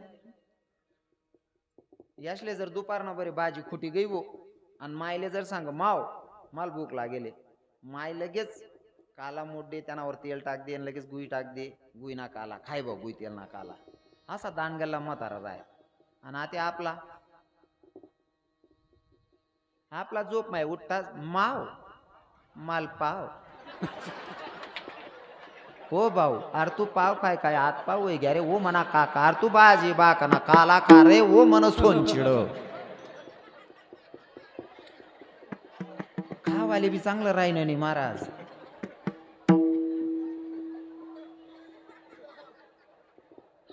माझ्या आत्यानं बघितलं आता भाऊजी येले म्हणल्यावर मन आत्याने खिचडी तयन बियन बड वजन मा म्हणाय टाका मन काकान खायली ना मन आत्यान दार मास निम्न झाड होतं झाड खाले मस्त खाट टाकली नाही खाटवर गादी टाकली नाही झोपिली ना 4:45 वाजता उठना म्हणे सकुबाई चहाटी दे म्हणे मन आत्यांची आटी देणे यांची पिली नाही गरमा शर्ट ठेवलं होतं म्हणे सकुबाई ते शर्ट काढले बहीण म्हणे कुंडीवर टांगेले शर्ट काढले ना की घालले ना शर्ट अंग मा आणि मग सांगस म्हणा आत्याला म्हणे सकुबाई म्हणे काय लवकर तयारी कर म्हणे कोटेर भाऊ म्हणे काकू जात राहिनी म्हणे ऐकवय सांगा नव्हतं ओ आप्पा तू खाईन झोपिली ना ओ बानड सुरत ना म्हणजे मौतना निरोप सांगा सुद्धा हुशारच लोक पाहिजे असं वेड्या गबाड्याचे काम नाही आणि इथं तर माहितीचा निरोप सांगायला स्वतः जगाचा मालक जातोय कृष्ण भगवंत विचार करतायत मला सुभद्रेला सांगायचंय सुभद्रे तुझा ऐकुलता एक पोरगा मरण पावला हा संदेश मला सुभद्रेला द्यायचा बरं जेव्हा मी सुभद्रेला सांगेल ना सुभद्रे तुझा ऐकुलता एक पोरगा मरण पावला सुभद्रा खूप रडेल खूप अवकडा करेल पर त्याच्यातलं आता कोणती गोष्ट घडते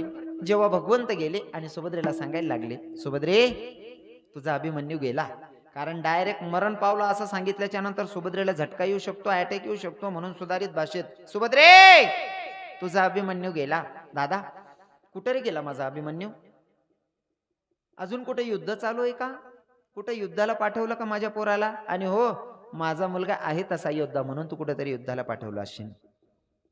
नाही ग बाई, तुझा अभिमन्यू आपल्या समध्यांना सोडून कायमचा गेला. सुभद्रा जागीच धरणीवर बसली. देवानं विचार केला होता, सुभद्रेला जेव्हा सांगेल ना, सुभद्रा खूप रडेल, खूप अवकाळा करेल, स्वतःची केस तोडेल, माझी गचंडी धरेल, मला मारायला उठेल, पण याच्यातली कोणतीही कृती सुभद्रा करत नाही. सुभद्रा जागीच धरणीवर बसली आहे. सुभद्रा रडतही नाही आणि सुभद्रा बोलतही नाही.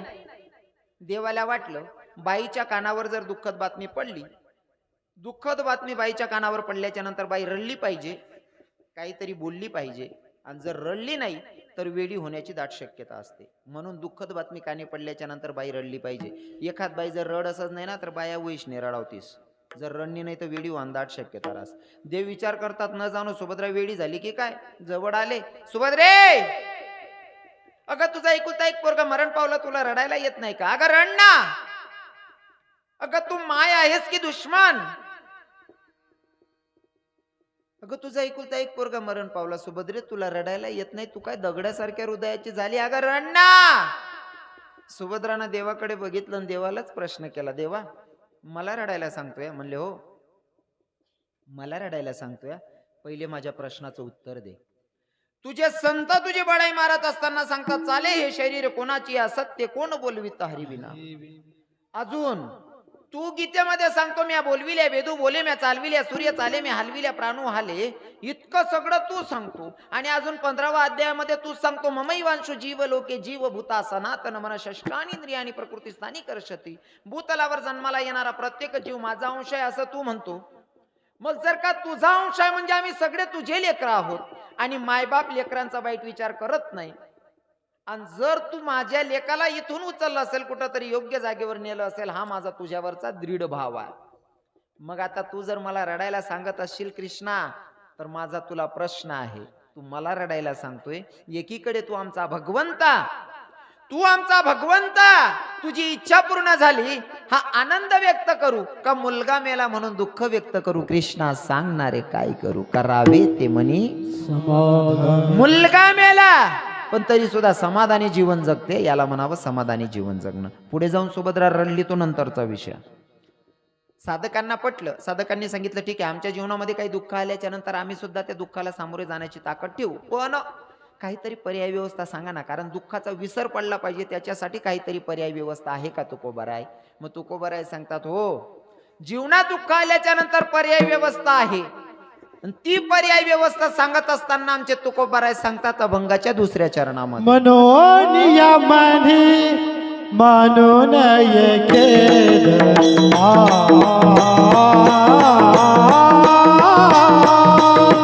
मनोनिया मनी मानून येकेद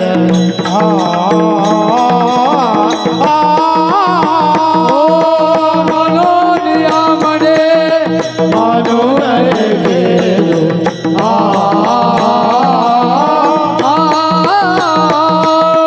मनोनिया म्हणे मानून येकेद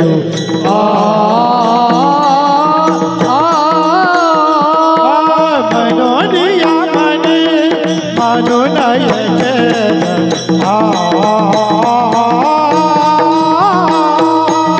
मनोनिया मनी मानून येकेद ओ मनोनिया म्हणे मानून गेलो मनोनिया म्हणे मानून गेलो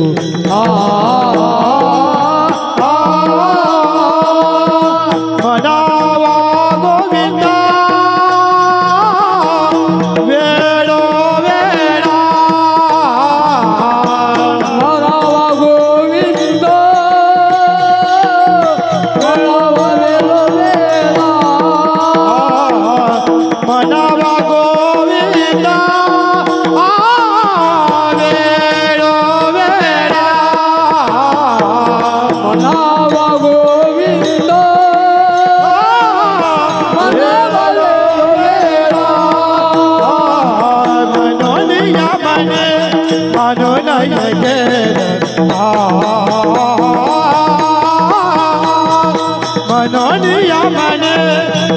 नाही केलं मनोनिया म्हणे म्हणून केलो मनोनिया म्हणे म्हणून नाही केलं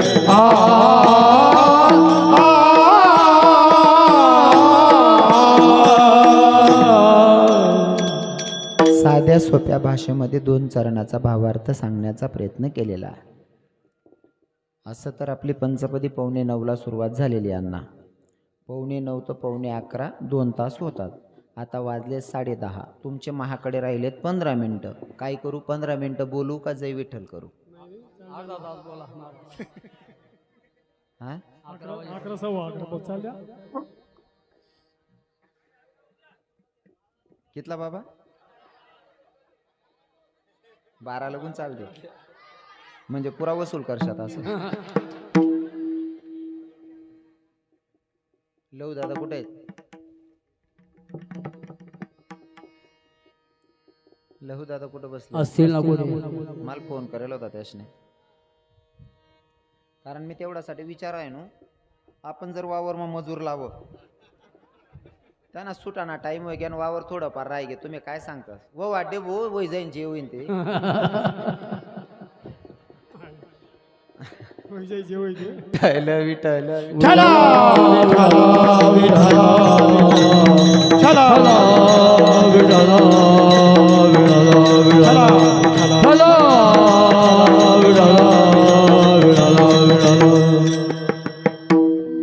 आपल्याला काही अडचण नाही.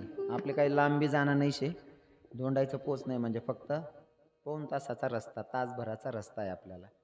पण मी तुम्हाला एवढ्यासाठी विचारून घेतोय, तुमची ऐकायची मानसिकता असेल तर सांगेल फायदा आहे. बरोबर आहे की नाही?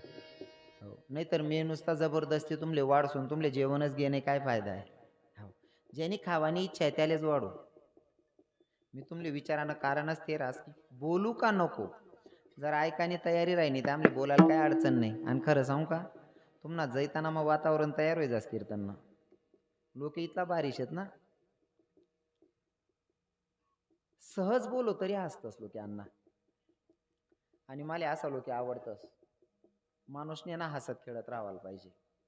मना कीर्तन मला पक्की गॅरंटी आहे. मी जितकं होईन तितका हासाडीशने सांगाना प्रयत्न करस. म्हणजे चिंतन बी उकू देत नाही, पण हासाडाना प्रयत्न करस. त्यांना ना कारणच आयशे. कारण लोक इथला टेन्शन मा जगी राहणार. मग आपण थोडं विनोद करले हो, लोकेशले हसाडले हो. आणि आपला कीर्तन मग जर तुम्ही पुरा कीर्तन संपेपर्यंत बशी घ्यात, शपथ सांगस 6 महिना अटॅक येऊ आणि आपली गॅरंटी. बाबा लोकेशले सांगा 6 महिना तुम्ही मरावत नाही, मला गॅरंटी. तुम्ही म्हणशा 6 महिन्यानंतर काय करा ना, आको 50 दी टाका ना. जग नाही म्हणल्यावर पैसाच कडे काय दखा ना हो. मग काय असं वातावरण राहीना ना खेळी मिळे ना तर आपले चित लागस अण्णा साहेब. हो. इथला भारी लोक आहेत. मी सहज बोल राहिनो तरी अशी राहणार. बाकी ना लोक आपण हसाडो तरी हसतात नाही, रडाव तरी रडतात नाही, ते असा दगतात. जस काय त्याला बिगर विचारा आणि त्यान घरना सौदा कर टाका बुवा. मी ते विनंती करत दादा हसत खेळत राहो माणूसने. हसतो त्याला रोग नसतो. बरोबर आहे की नाही? हसत राहायला पाहिजे माणूसने. बाकी ना इथला बेकार आपण हसाडेलवर बी हसतात नाही, रडायलवर बी रडतात नाही. मग आपल्या असं वाटत फेटान सांगे का दोर बी लई फिरत जाऊ भो. असा लोक जर भेटणार ते. पण वातावरण चांगलं आहे, मला काय अडचण नाही. 15-20 मिनटं अर्धा तास बोलायला काही हरकत नाही आहे. पण नित्य नियमाप्रमाणे 2 तासात आपलं भजन झालं पाहिजे. त्या नियमानुसार पुढे आपण तुम्ही बसलात तर मी 20 मिनटं बोलेल, काही प्रॉब्लेम नाही आहे. काय करायचंय ना, भगवंताला सांगत असताना, साधकांना सांगत असताना तुकोबाराय सांगतात, भैया संकटाला तोंड देत असताना मार्ग सांगितलाय तुकोबारायांनी. तुम्ही घाबरू नका. जेव्हा जीवनात संकट आलं ना तर संकटाला कवटाळत बसू नका. मग काय करा, स्वतःच्या मनाशी संवाद साधा आणि त्या गोविंदाचं भजन गा म्हणलेत तुकोबाराय. जे भजन माझ्या तुकोबारायांनी देहूमध्ये गायलं, जे भजन माझ्या माऊली ज्ञानोबारायांनी आळंदीमध्ये गायलं, नाही सर्व संतांनी जे भजन पंढरपुरात गायलं, तेच भजन आता तुम्हाला इथं गायचंय. हातानं टाळी मुखानं नामचिंतन. विठोबा रखुमाई रखुमाई जय जय जय विठोबा रखुमाई रखुमाई विठोबा रखुमाई रखुमाई विठोबा रखुमाई रखुमाई जय जय जय जय जय जय जय विठोबा रखुमाई जय जय जय जय जय जय जय जय जय विठोबा रखुमाई जय जय जय जय जय जय जय जय जय विठोबा रखुमाई जय जय जय जय जय जय जय विठोबा रखुमाई विठोबा रखुमाई रखुमाई विठोबा रखुमाई रखुमाई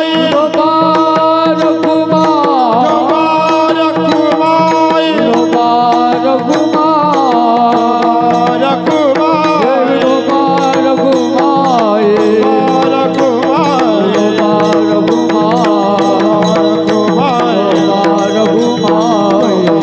रखुमाई विठोबा रखुमाई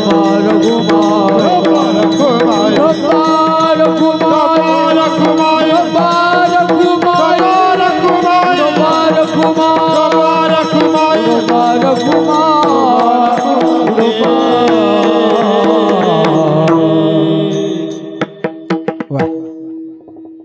सगळ्यांना सांगितलं होतं भजन गा म्हणून. कोणी कोणी भजन गायलं बरं? भजन कोणी कोणी म्हणा? पुरुष मंडळी, महिला माता. खोटं अजिबात बोला नाही. मला खोटं बोला ना बयान रागेच बर. भजन कोणीच म्हणा नाही का बरं? देवने तुम्ही काही दरादरी जायला शे का? चाल बा बांध बांधवरते बोलता दांगडू वयले बा आमना त्यांना. अरे देवाचं भजन गायला काय कंटाळा करायचा? भगवंतानं तुम्हा आपल्याला जन्माला पाठवलं ना तर तेवढ्यासाठीच पाठवलंय. जेवढं पण आपल्याला अवयव भगवंतानं दिले त्याला काम लावलंय. काय माहितीये का? हे गेई गेई माझे वाचे गोड नाम विठोबाचे गोड नाम विठोबाचे तुम्ही ऐका रे कान माझ्या विठोबाचे गुण माझ्या विठोबाचे गुण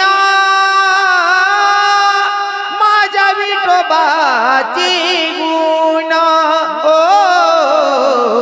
गेई गेई माझे वाचे गोड नाम विठोबाचे राम गोड नाम विठोबाचे डोळे तुम्ही घ्या रे सुख पहा विठोबाचे मुख पहा विठोबाचे मुख पहा विठोबाचे मुख हो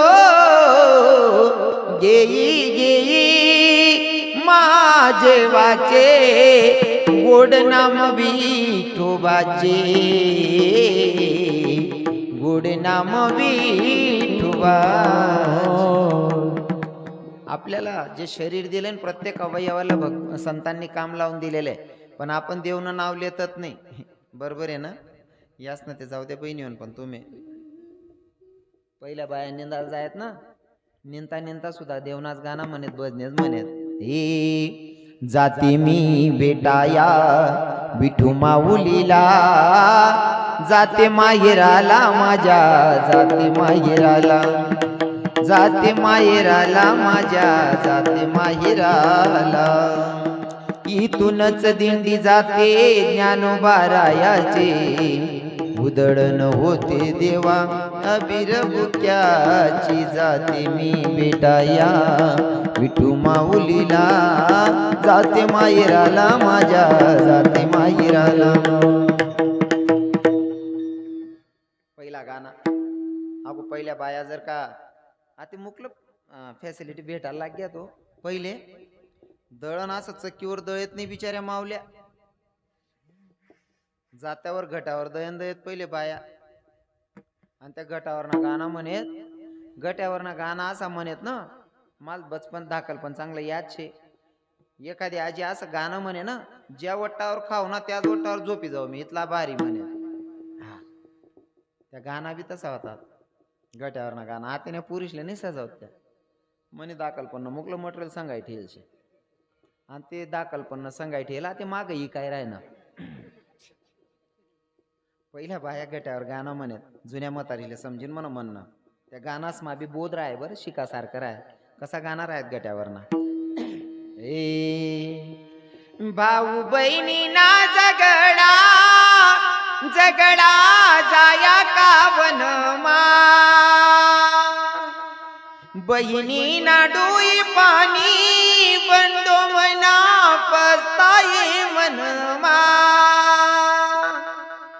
कसा गाणं होता असं चित लाग जाय ऐकाले. आणि आते सोडी दे ये झुमकीतून इच्छा यास ना जाऊ द्या हो. स्टँडवर 70-72 वरीस ना दल्ला तो सुद्धा गाणं म्हण राहता. कोणतं गाणं. हा ती बी लोकेशने क्लिप बनायन टाक दिली म्हणे. कोणती वय मा काय करू आहे बी सुधरायला पाहिजे. 70 वरीस ना म्हातारा गाणं म्हण राहता. ए आस्ती निहायत निरात दारू पिना समी नशा मा खोटा ना बोलावलो के बासती. नवीन जर सापडणार ना चाकू गाली सुद्धा माट टाक सुमंत सुद्धा काय जाईन जे होईन ते होईन. 70 वरीस नाही वय मा आज तू ना आहेत नाही राहत मारी सुद्धा टाक सुतल राहू द्या.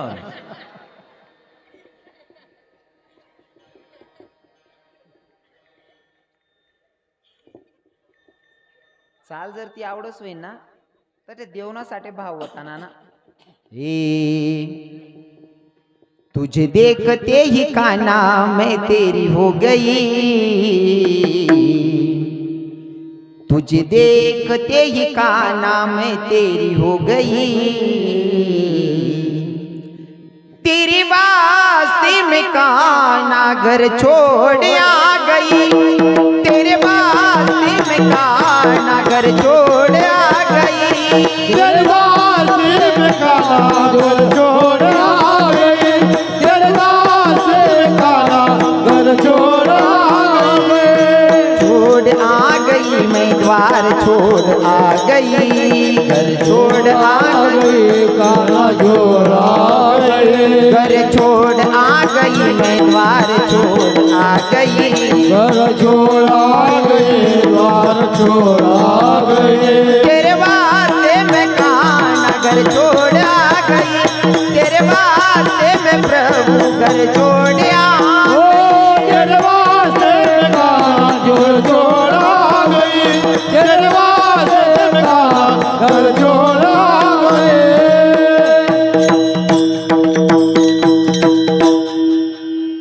आनंदच घ्यायचा आहे चालती भाव आपला देव प्रति पाहिजे बरोबर आहे की नाही. देवसाठी म्हणू पण मुकला म्हातारा असले वय वय जास्त तरी टाया बटत नाही आटे बरं आहे बटा म्हातारा कीर्तन लिही बटेल शेतात तेवढं बरं आहे. नाही ते मुकला गावेच ना म्हातारा असले वयन राहत नाही. मी फेटा बांधीन जायला तो एक म्हातारा रस्त्यावर होतो म्हणता बाबा कीर्तनला चला म्हणतो पंचपदी चालू आहे गे म्हणे. बाबा तुम्ही चला मी उनूच म्हणे. नेमका कीर्तन होय गे मुक्कामले थांबे घेऊ मी सकाळी मग ब्रश करत करत बाहेर म्हणून म्हातारानं घर बी समोरच होतं. म्हातारा बी तपकीरला राहता म्हणता बाबा रात्री काय दिखनात नाही म्हणतो तुम्ही. हा म्हणे महाराज ते काय जाय म्हणतं काय म्हणे नातूल झोपाडाल गो मीच झोपी गो म्हणे मरना नाही कर तू. हो नातूल झोपाडा मग झोपी घ्या तू. अय रे उलगेल वावर काय काम नाही या नाटे चांगलं वातावरण शे. गाण्याची चालकडे लक्ष देऊ नका आपले भाव होतायचे. हा आपले भाव जसं की आता कोणतं गाणं येईल नवीन तरुण भाऊच ना म्हातारा बाबा तुम्ही कानावर बोटे ठेवल्या थोडा विकास भैया येऊ देऊ नका. तरुण पोरेस ना गाणं उन्हात कमी लगे त्यासवर बजणे शोधत बसस. कोणतं चलते रे इश्क में पड़ जाते आणि काय तरी पडीस नाही काय करशील. ओ बानड सुरूत ना. अरे पडायचंच असेल तर देवाच्या प्रेमात पड ना. सुनो हे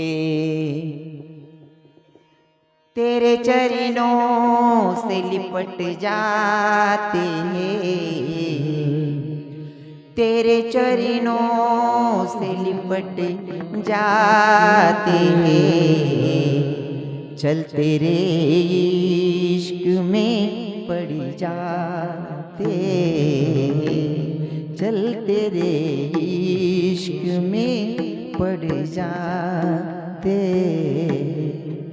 प्रेमात पडायचं असेल तर देवाच्या प्रेमात पडा ना, बरोबर आहे ना. बाकी ना म्हातारा सांगतो ते बाई बाबा त्याच नाही सापते तरुण पोरेला सांगी घ्या भाऊ आमना काहीच सांगा नाही भाऊ.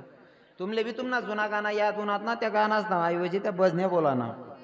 हे हमें तो लूट लिया, हमें तो लूट लिया सावरे सवरिया ने, हमें तो लूट लिया सावरे सवरिया ने, कृष्ण कन्हैया ने मुरली बजैया ने, कृष्ण कन्हैया ने मुरली बजैया. बऱ्याच ठिकाणी कुकलाच्या टाया पटत नाही आमना गावांकडे. हा ती उपाधी अशी झाल्या व्हिडिओ व्हायरल होत जाता ना. आमना गावली एक म्हातार 80 वरीस म्हातारा कोणती वय मग काय करायला पाहिजे हाय बी कळायला पाहिजे की नाही बाबा. 80 वरीस म्हातारा मागली गेली मला लगीन चालू होतं. जेवण बिवण करली ना खुर्ची ओढली नाही तट्यात बटली ना आणि लगीन शेवटली विधिरास. तुमनाकडे बी का ते नवरदेव नवरी शेवटते गुण्या टाकतात ते शेना तुमनाकडे शे का. बरं आहे बा. मी का बा विचारलेस कारण 12 कोस जावानंतर भाषा पद्धत प्रथा चेंज होई जास मनीषने विचारलेस. आता आमना दोंडायच्याकडे कसं वातावरण तुमनाकडे आणि पद्धत कशी. आमनाकडे असं वातावरण आहे माणसे मरेलवर शिलगावतं तुमनाकडे असं आहे का. म्हणजे जवळजवळ सारखंच आहे बुवा. ते नवरदेव नवरी गुन्ह्या टाकरा त्यात 80 वरीस ना म्हातारा देख नवरदेव नवरी गुन्ह्या टाकरा त्यात 80 वरीस ना म्हातारा घरून घर यानंतर त्यान बायकोल म्हणे ती आजी सांगे म्हणे ए माल पानले म्हणे पेवाले म्हातारी लोटाभर दिना लोटाभर दिना गुच्चूक पान पिवायला पाहिजे नाही या तोंडमा दात नाही म्हातारी गुन्ह्या टाके. म्हातारीला बी समजी जायला होतं 65 वरीस माय वायबार जे भाऊ असं. हां वायबार कंपनीना डायरेक्टर जे भाऊ असं. म्हातारीने तोच लोटा इस काय डोकावर ओढी फेका. म्हातारानं घे डोकं फुटी. म्हाताराला 7 पोरे होतात 7 पोरेशने फोन करा सासराले मामा मन बापनं डोकं फुटी घे दखाली या म्हणे 7 वेई संध्याकाळपर्यंत कपडा लिशने दखाल होणार. बैठक हॉलमा 7 वेई बसेल होतात. 6 गरीबडा होता 7वा बोलका होता म्हणे का हो वेई डोकं कसं काय फुटणं म्हणे काय नाही हो जाऊ द्या. काय वावर मा वला बिलाल घेतात का म्हणे नाही हो. म्हैसनी गोमाल देना का म्हणे नाही हो. मग काय मेरोर ते पाय सटकी घ्या का म्हणे नाही हो. नातू खिरायता म्हणे बाबा मी सांगू का म्हण बाबा डोकं कसं काय फुटणं. अहो बाबा म्हणे तू ठाय का बट्टाय गावना बाबा म्हणे सांग रे भाऊ बाबा डोकं कसं काय फुटणं म्हणे काय नाही म्हणे बाबा मागली गेली मला लगीन चालू होतं नवरदेव नवरी गुन्ह्या टाकरा तो म्हातारा घेऊ ना मन आजी पाहिन पाणी माग म्हणे याने मन आजीने याला लोटाभर दिने यान गुच्चूक पाणी पिवायला पाहिजे ना यान तोंडमा दात नाही म्हातारीवर गुन्ह्या टाके म्हणे बाबा. म्हणीशीन मन म्हातारीने यार भरेल तांब्या उडीन फेक दे उडी फेकेल म्हणे डोकं फुट जायचे म्हणे. व्याई लयल कपडा घर लई घ्यात ना ते का चांगला काम मग डोकं फुटेल होतं का. मुकलाशले सुधरत नाही कोणती वय मग काय करू. तेवढं बरं आहे वाटे बटा म्हातारा चांगला कीर्तन बसेल होतच वातावरण भारी. हो अरे विठ्ठल विठ्ठल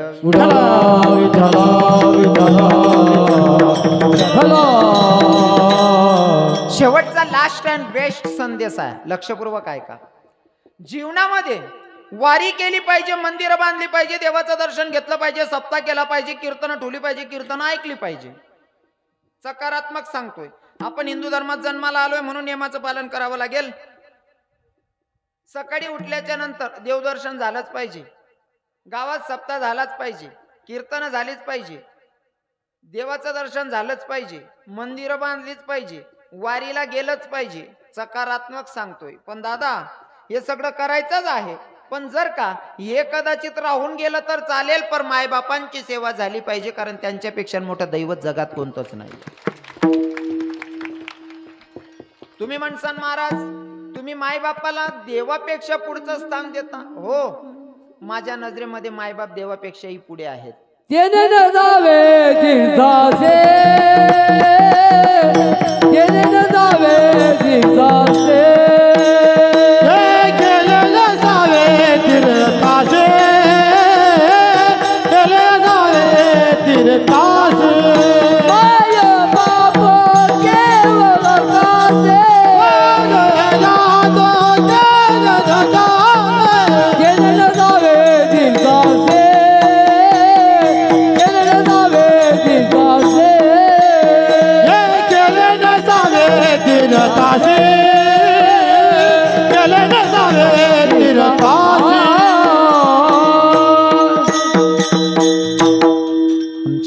बाबांनी गोड प्रमाण घेतलं. माय बाप केवळ काशी तेने न जावे तीर्थासी.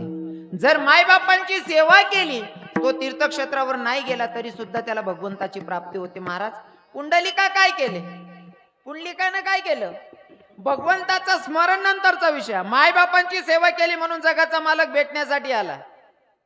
माय बापांची सेवा केली म्हणून जगाचा मालक भेटायला आला. म्हणजे देवपूजेपेक्षा सुद्धा मायबापांची सेवा महत्वाची आहे आणि ती झाली पाहिजे. हा काय ना, काही काही पोरांचा प्रश्न असतो, महाराज तुम्ही मायबापांची स्तुती करत असताना मायबापाला देवापेक्षा पुढचं स्थान देतात. हे कशावरनं? तर दादा प्रमाण देऊन सांगेल, भगवंतापेक्षा पुढेच मायबाप आपल्यावर प्रेम करतात. किती प्रेम करतात? कदाचित देव आपल्यावर अन्याय करू शकतो पण मायबाप करत नाही. देव काय अन्याय करतो माहितीये का? मी तुम्हाला मध्येच सांगितलं ना, 15व्या अध्यायामध्ये भगवंत सांगतो, ममैवांशो जीव लोके जीव भूता सनातन मन षष्ठानी इंद्रियाणी प्रकृती स्थानी कर्षती. भगवंत सांगतो तुम्ही माझेच लेकर आहात.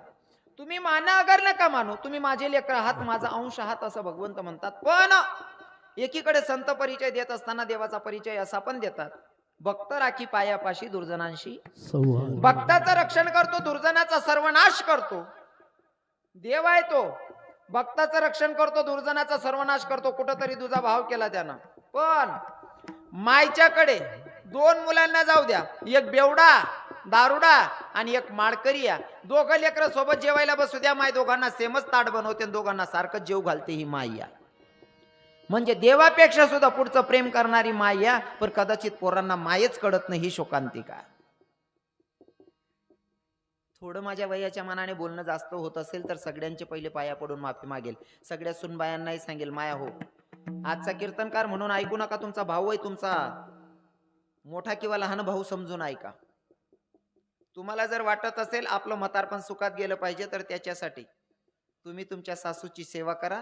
तुमचा मुलगा जर बघेल, त्याचं लग्न झाल्याच्या नंतर त्याची बायको जर त्याला काय सांगत असेल की तुमची माय अशी, तुमची माय तशी, तुमच्या मायला वेगळं करा नाही तर आपण वेगळे निघू, तेव्हा तो मुलगा सांगेल, मी लहानपणापासून पाहतोय माझ्या मायनं माझ्या आजीचं केलंय, तुला माझ्या मायचं करावंच लागेल. कारण तो बघतोय ना, तो बघतोय तेच करेल. त्याच्यासाठी तुम्ही करायला पाहिजे. आणि सासूबायांनाही सांगतो, मावशी तुम्हाला बी पाय पडी सांगत, तुम्ही बी आहे ना जास्त किडा नका पाडत जा. या बी बाकीने म्हाताऱ्या ना जरासा वायबारपणा का टाकलीस. जर वो वांडोर गाडीवर घ्यात ना, वो वांडोर जर गाडीवर घ्यात ना, दखव भिकू दखती कधी मजानं मुसडत आणि बसणे दख. आणि तथा जर कधी लक्ष्मी पूजन करीश नाही, जवाईन अंडेर जर येस होई ना, दाबावर का पापडे टाके ना तरी भिकू गंगू दखवा माय मन सोनचिडी कशी मज्जा आणि बटी नाही राहिली. तुनी सोनचिडी दुसऱ्यानी मजा ना मुसडानी मराल टाइमवर चाय भेटी तुले वाय बारले. सासूबाईंनाही सांगतो, दोघं बाजूला सेम ठेवायच्या. पोरगीचं लग्न झालंय ना, पोरगी गेली ना, पोरगीला पाठवत असताना सांगायचं, बेटा या घराशी आता तुझं रिलेशन संपलेलं नाही पण जास्तीचा अधिकार त्या परिवाराचा तुझ्यावर आहे. म्हणून तुला काय करायचंय, आम्ही मायबाप जन्माला घालणारे पण तुला सांभाळणारे सासू सासरे तेच तुझे मायबाप असणार आहे. हे प्रत्येक मायनं शिकवायचं. आणि सांगू का तुमले, प्रत्येक मायने जर आज सांगा ना, घटस्फोटच होणार नाहीत. आता घटस्फोट जास्त वाढी घ्यात त्यांना मागे ना नुकसानी बी त्या आपण वैष्णी करलेले आहेत. पहिली आहे ना, जवाईन पुढे सासू, अर्धावी जाय जवाई तरी सासू जवाईनं तोंड खेणे. आता जवाई दकासवाई पोर देत नाही सासू. काय काम पडावं काही समजत नाही मला अजून बी. जवाईन समोर सासू जाय नाही म्हणतं, बरोबर आहे का नाही बहिणी सोन, खरं आहे का नाही. आणि आते पहिला सीटवर सासू बटच मी जवाई दक्षू तर पोर दिसू माय. पहिले घटस्फोट नाही व्हायचे, आता घटस्फोट व्हायच्या मागे सुद्धा कारण माया हो. मी तुमचा दोष काढायला आलेलो नाही या, पण मी सत्यता सांगणार आहे. राग धरू नका माया हो, तुमच्या पाया पडून माफी मागून बोलतो. मी सत्यता मानतो. खरंच काही काही पोरींवर अत्याचार होतोय तेही मला मान्य आहे, काही पोरींवर खरंच अन्याय होतोय ते पण मान्य आहे. पण काही काही पोरीस ना घटस्फोट होतस ना फक्त पोरणी मायमुळे होतस. काय मत आहे तुम्हाला? पोरणी मायमुळे घटस्फोट होतस. तुम्ही पोरीला जर का सासरी पाठवतात, लग्नामध्ये ती एक विधी असते, कन्यादान करतो आपण, बरोबर आहे ना. दान करतस ना माडी, मग दान करेल वस्तूवर आपला अधिकार राहस का? समजा तुम्ही ब्राह्मणले गाय दान कर दिनी, ब्राह्मणले गाय दान कर दिनी, पेमेंट लेवल तुम्ही जातस का? हा, तू दूध इकी टाको, खाई लिओ, काय भी करो, दान करायची विषय संपी गया. बरोबर आहे की नाही? मग कन्या दान करेल, तुमनी पोरगी तुम्हाला जीव आहे विचारायला पाहिजे. मग इथलं विचारानं दिन मा तीन दाव कोण करा? बहीण तू काय खाद का, तुला कोण काय बोलणं का? का बर सकाळ मा विचारलं ते दुपार मा माठ टाकते ती याय मा तीनदा. अरे काय वायबार धंदा धरेलेत बहिणी सो. प्रत्येक सासूबाईलाही सांगतो, पोरीला तुम्ही इकडनं पाठवतात ना, तेव्हाच सांगायचं बेटा ते तुझे सासू सासरे त्यांना मायबाप समज. आणि आता पोराचं लग्न होतंय ना, सुनबाई येते ना, स्वतःला समजवायचं ही येणारी सुनबाई नाही, ही माझी मुलगी असेल, हे भाव प्रत्येक सासून आपल्या मनात ठेवायचे. तुम्ही तिला जर मुलगी म्हणलं ती नक्कीच माय म्हणेल तुम्हाला. सुनबायांना सांगतो, तुमचं म्हातारपण जर सुखात घालवायचं असेल तर तुम्ही सासूबाईची सेवा करा. कारण तुम्ही जेव्हा माहेरमधनं निघतात ना मायाव, माहेर माईन जवळ येतीस ना तुम्ही, मायबापले बेटान पहिले भाऊ जायला भेटतीस, तुम्हाला डोळ्या महासुरास डोळा महासुरूश येतस आणि भाऊ जायला सांगतो वहिनी मन बापले सक्काय मा चहा लागस बरं, मन बापले सक्काय मा चहा ठेवी. तुम्ही भाऊ जाईने तुम्हाला बापले सक्काळ मा चहा द्यायला पाहिजे असं वाटस ना, मनकडे देखा ना. आई सांगा ना त्यासनी 45 दिलेतच आणि तुम्ही फुकट बळबळ कराय ना. मी एक एक शब्द इकस व्यर्थ बळबळ करू नये. पहिलेच सांगा तुमले बिनकाम नका बोला असं. आणि मला माहिती बोलाल तुम्ही कितलं बोलू शकता. तुमले बोलता येतात, माल कसा लेखी चाळी देना पडतात.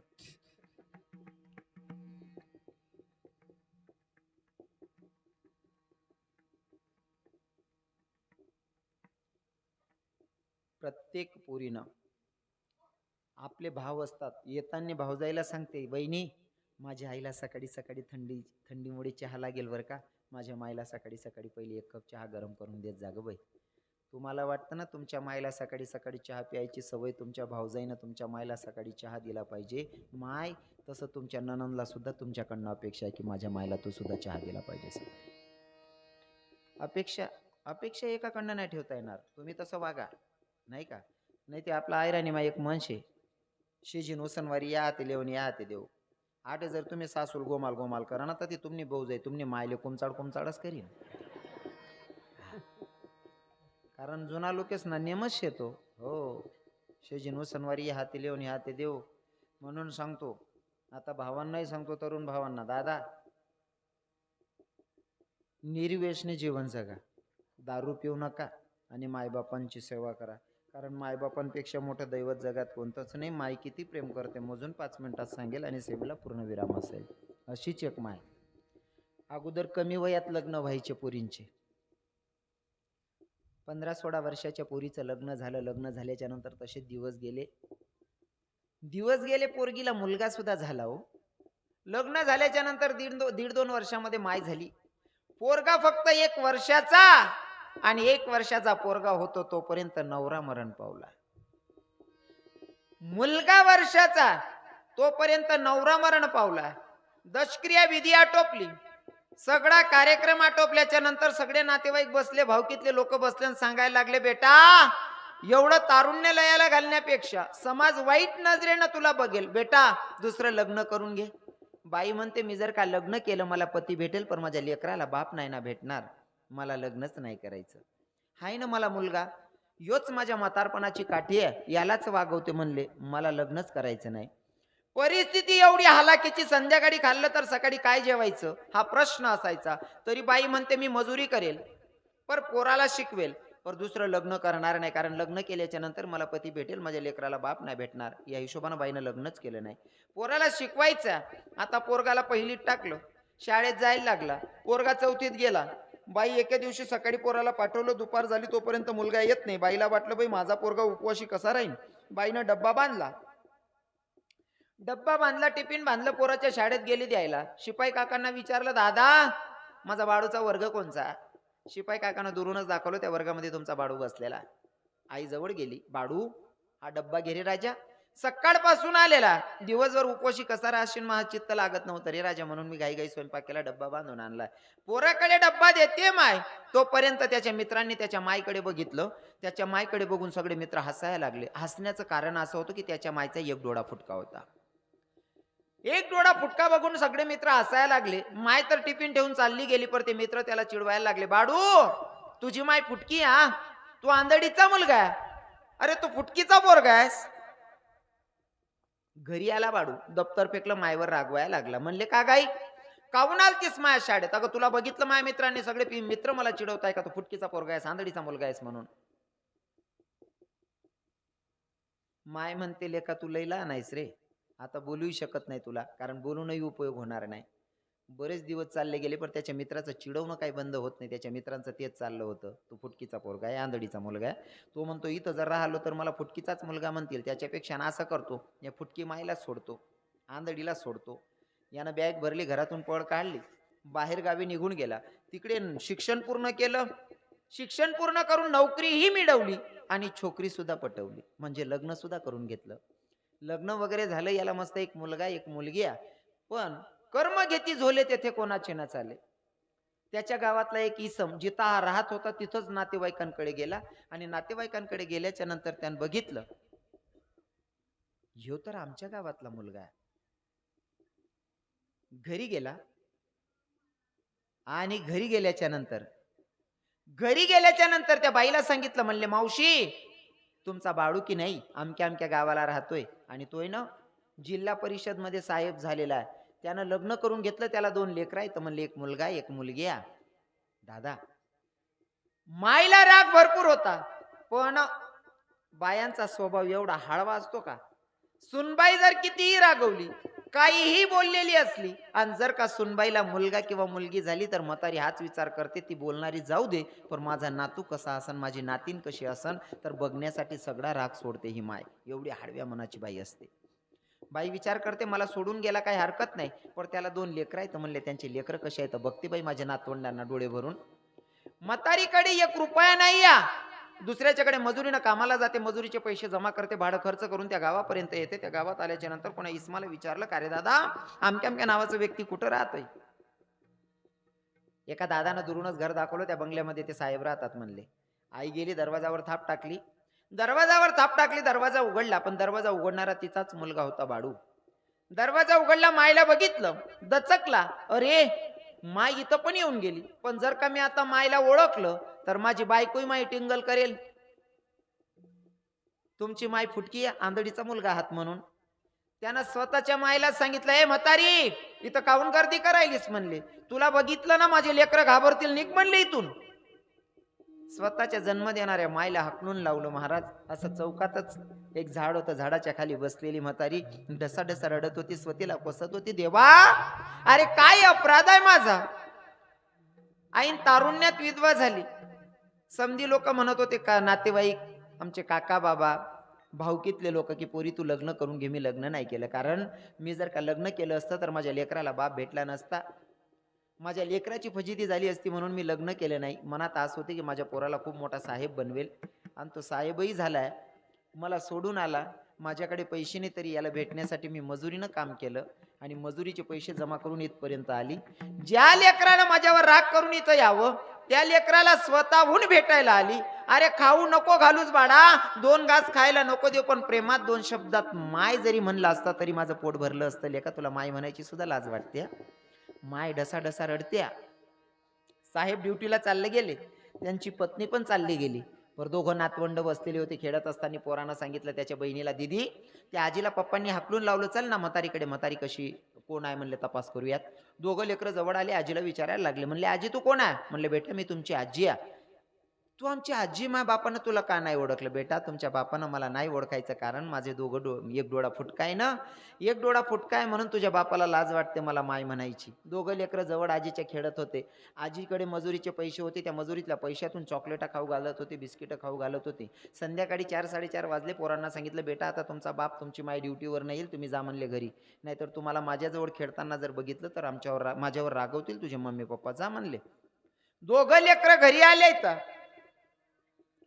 दोघं लेकरं घरी आले तर बाप ड्युटी करून आला आणि बापाला सांगायला सुरुवात केली, पप्पा ज्या म्हातारीला तुम्ही हाकलून लावलं ना, म्हातारीलाही गोड आहे हो, म्हातारीलाही गोड आहे. म्हणे काय रे बेटा?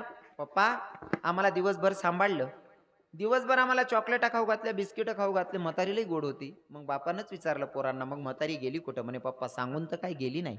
दादा कर्म घेती झोले तेथे कोणाचे ना चाले. योगायोग असा तो जिल्हा परिषद मध्ये साहेब असल्यामुळे त्याच्याच गावामध्ये इन्स्पेक्शन साठी त्याला ड्युटी लागली. इन्स्पेक्शन साठी ड्युटी लागली. आता त्याच्याच गावात त्याला ड्युटी लागल्यामुळे त्याला जावं लागणार आहे. आणि जात असताना त्याच्या गल्लीतून शाळेत जायचं होतं. त्याच्या गल्लीकडनंच रस्ता होता जायचा. त्याच्या गल्लीतून जात असताना त्यानं त्याच्या घराकडे डुंकून बघितलं.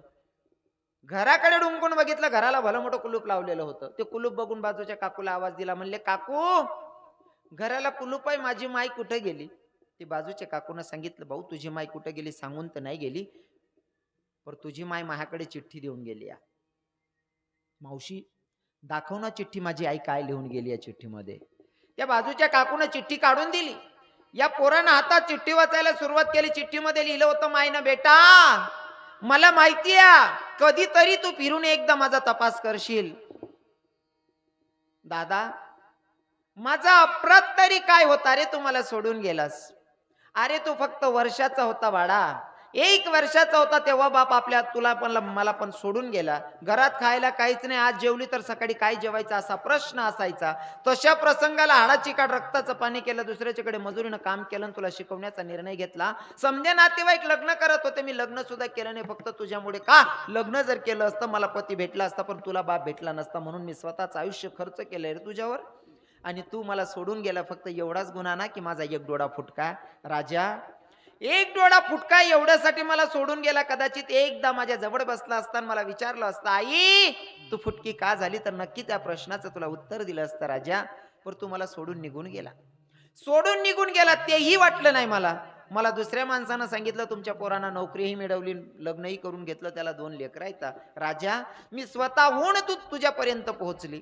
अरे तू 2 घास नको जेव घातलं असतं तरी चाललं असतं, खायला नाही दिलं असतं तरी चाललं असतं, पण कमीत कमी माय जरी म्हणला असता तरी माझं पोट भरलं असतं लेका. पर तुला माय म्हणायची सुद्धा लाज वाटत होती. फक्त अपराध माझा एवढाच की माझा 1 डोळा फुटका होता. दादा या फुटक्या डोळ्याची एवढी सजा दिली, पण एकदा जवळ बसून विचारलं असतं आई फुटकी का झाली, तर त्या प्रश्नाचं तुला उत्तर घावलं असतं लेका. मी जन्माना आंधळी नव्हती रे लेका, जन्माना आंधळी नव्हती. तुझा बाप मरण पावला, तू फक्त वर्षाचा होता, तुला जगवायचं, तुला शिकवायचं आणि तुला खूप मोठा साहेब करायचा निर्णय घेतला. पण लेका जेव्हा तू 2-2.5 वर्षाचा झाला, रस्त्यावर खेळत असताना एका मोटरसायकलवाल्यानं तुला धडक दिली. जसा का पडला तुझ्या डोळ्यामध्ये दगड भरला गेला आणि त्या दगडची जखम झाली आणि तुझा डोळा फुटला. मी डॉक्टर साहेबांकडे गेली. डॉक्टर साहेबांना सांगितलं, डॉक्टर साहेब बघा ना माझ्या बाळाच्या डोळ्यातून रक्त वाहतंय. डॉक्टर साहेबांनी डोळा चेक केला आणि मला 2 हात जोडून सांगितले, काकू तुमच्या बाळूचा डोळा फुटला, याला विकट डोळा घेऊन बसवावा लागेल. राजा संध्याकाळी जेवायची तर सकाळी काय जेवण बनवायचं हा प्रश्न होता, तर डोळा विकत घेऊ कसा? माझ्याकडे एवढे पैसे नव्हते लेका की मी विकत डोळा घेईन आणि तुला डोळा बसवेल. पर दादा मी डॉक्टर साहेबांची पाय धरले. डॉक्टर साहेबांना सांगितलं, डॉक्टर साहेब माझ्याकडे एवढे पैसे नाही हो का मी विकत डोळा घेईन आणि माझ्या लेकाला डोळा बसवेल. पण डॉक्टर साहेब एक पर्याय व्यवस्था सांगते, माझा 1 डोळा घ्या आणि माझ्या बाळूला बसवा. मला कोणी फुटकं म्हटलं तर चालेल, पण माझ्या लेकरानं कोणी फुटकं म्हणू नये. डॉक्टर साहेब माझा डोळा माझ्या लेकराला बसवा. डोळा दान करते, दान करणारी व्यक्ती ती म्हणजे माय असते. इतकं निस्वार्थ प्रेम करणारी व्यक्ती माय असते. आणि माय लेकुराजे हित, लेकुराजे हित, लेकुराजे हित, लेकुराजे हित, लेकुराचे हित, लेकुराचे हित, लेकुराचे हित, लेकुराचे हित. वाहे माऊली जे चित्त, वाहे माऊली जे चित्त, वाहे बाऊलीचे चित्त, वाहे बाऊ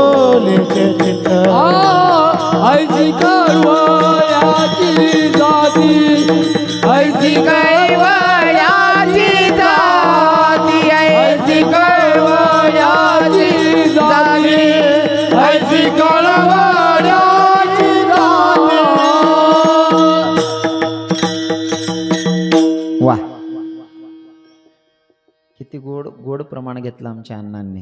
हे लेकुराच्या हितवाय माऊलीचे चित्त ऐसी कळवळ्याची जाती, ऐसी कळवळ्याची जाती, ऐसी कळवळ्याची जाती करीला बावीन प्रीती, ऐसी कळवळ्याची जाती करीला बावीन प्रीती. लेकुराची हितवाई माऊलीचे चित्त ऐसी कळवळ्याची जाती, ऐसी कळवळ्याची जाती. निस्वार्थ प्रेम करणारी व्यक्ती म्हणजे माय आणि बाप यांच्यापेक्षा आपल्यावर निस्वार्थ प्रेम कोणी करू शकत नाही. म्हणून सांगतो दादा, नाही काही करता आलं तरी चालेल, कदाचित मंदिरात नाही पण गेलात तरी चालेल, पण आईबापांची सेवा करा, त्यांच्यापेक्षा मोठं दैवत जगात कोणतं नाही आहे. घडलेली सेवा जगाच्या मालकाच्या चरणी समर्पित. आईसाहेब आपल्यातून निघून गेल्या, त्यांच्या आत्म्यास माझे भगवंत माझी राधाराणी चिर शांती देऊ ही प्रभूचरणी प्रार्थना. घडलेली सेवा जगाच्या मालकाच्या चरणी समर्पित. ज्या संतांनी मला तुमच्यापर्यंत निरोप सांगायला पाठवलं त्यांचं भजन गाऊयात. त्यात सावता महाराज असतील, नाथबाबा असतील, संत चोख्खा मेळा असतील, संत मीराबाई मुक्ताबाई जनाबाई असतील. नाव कोणाचं सुटतंय यांना? ज्ञानेश्वर माऊली ज्ञानराज माऊली ज्ञानेश्वर माऊली ज्ञानराज माऊली, जय जय ज्ञानेश्वर माऊली ज्ञानराज माऊली ज्ञानेश्वर माऊली ज्ञानराज माऊली, ज्ञानेश्वर ज्ञानेश्वर ज्ञानेश्वर माऊली ज्ञानराज माऊली ज्ञानेश्वर ज्ञानेश्वर ज्ञानेश्वर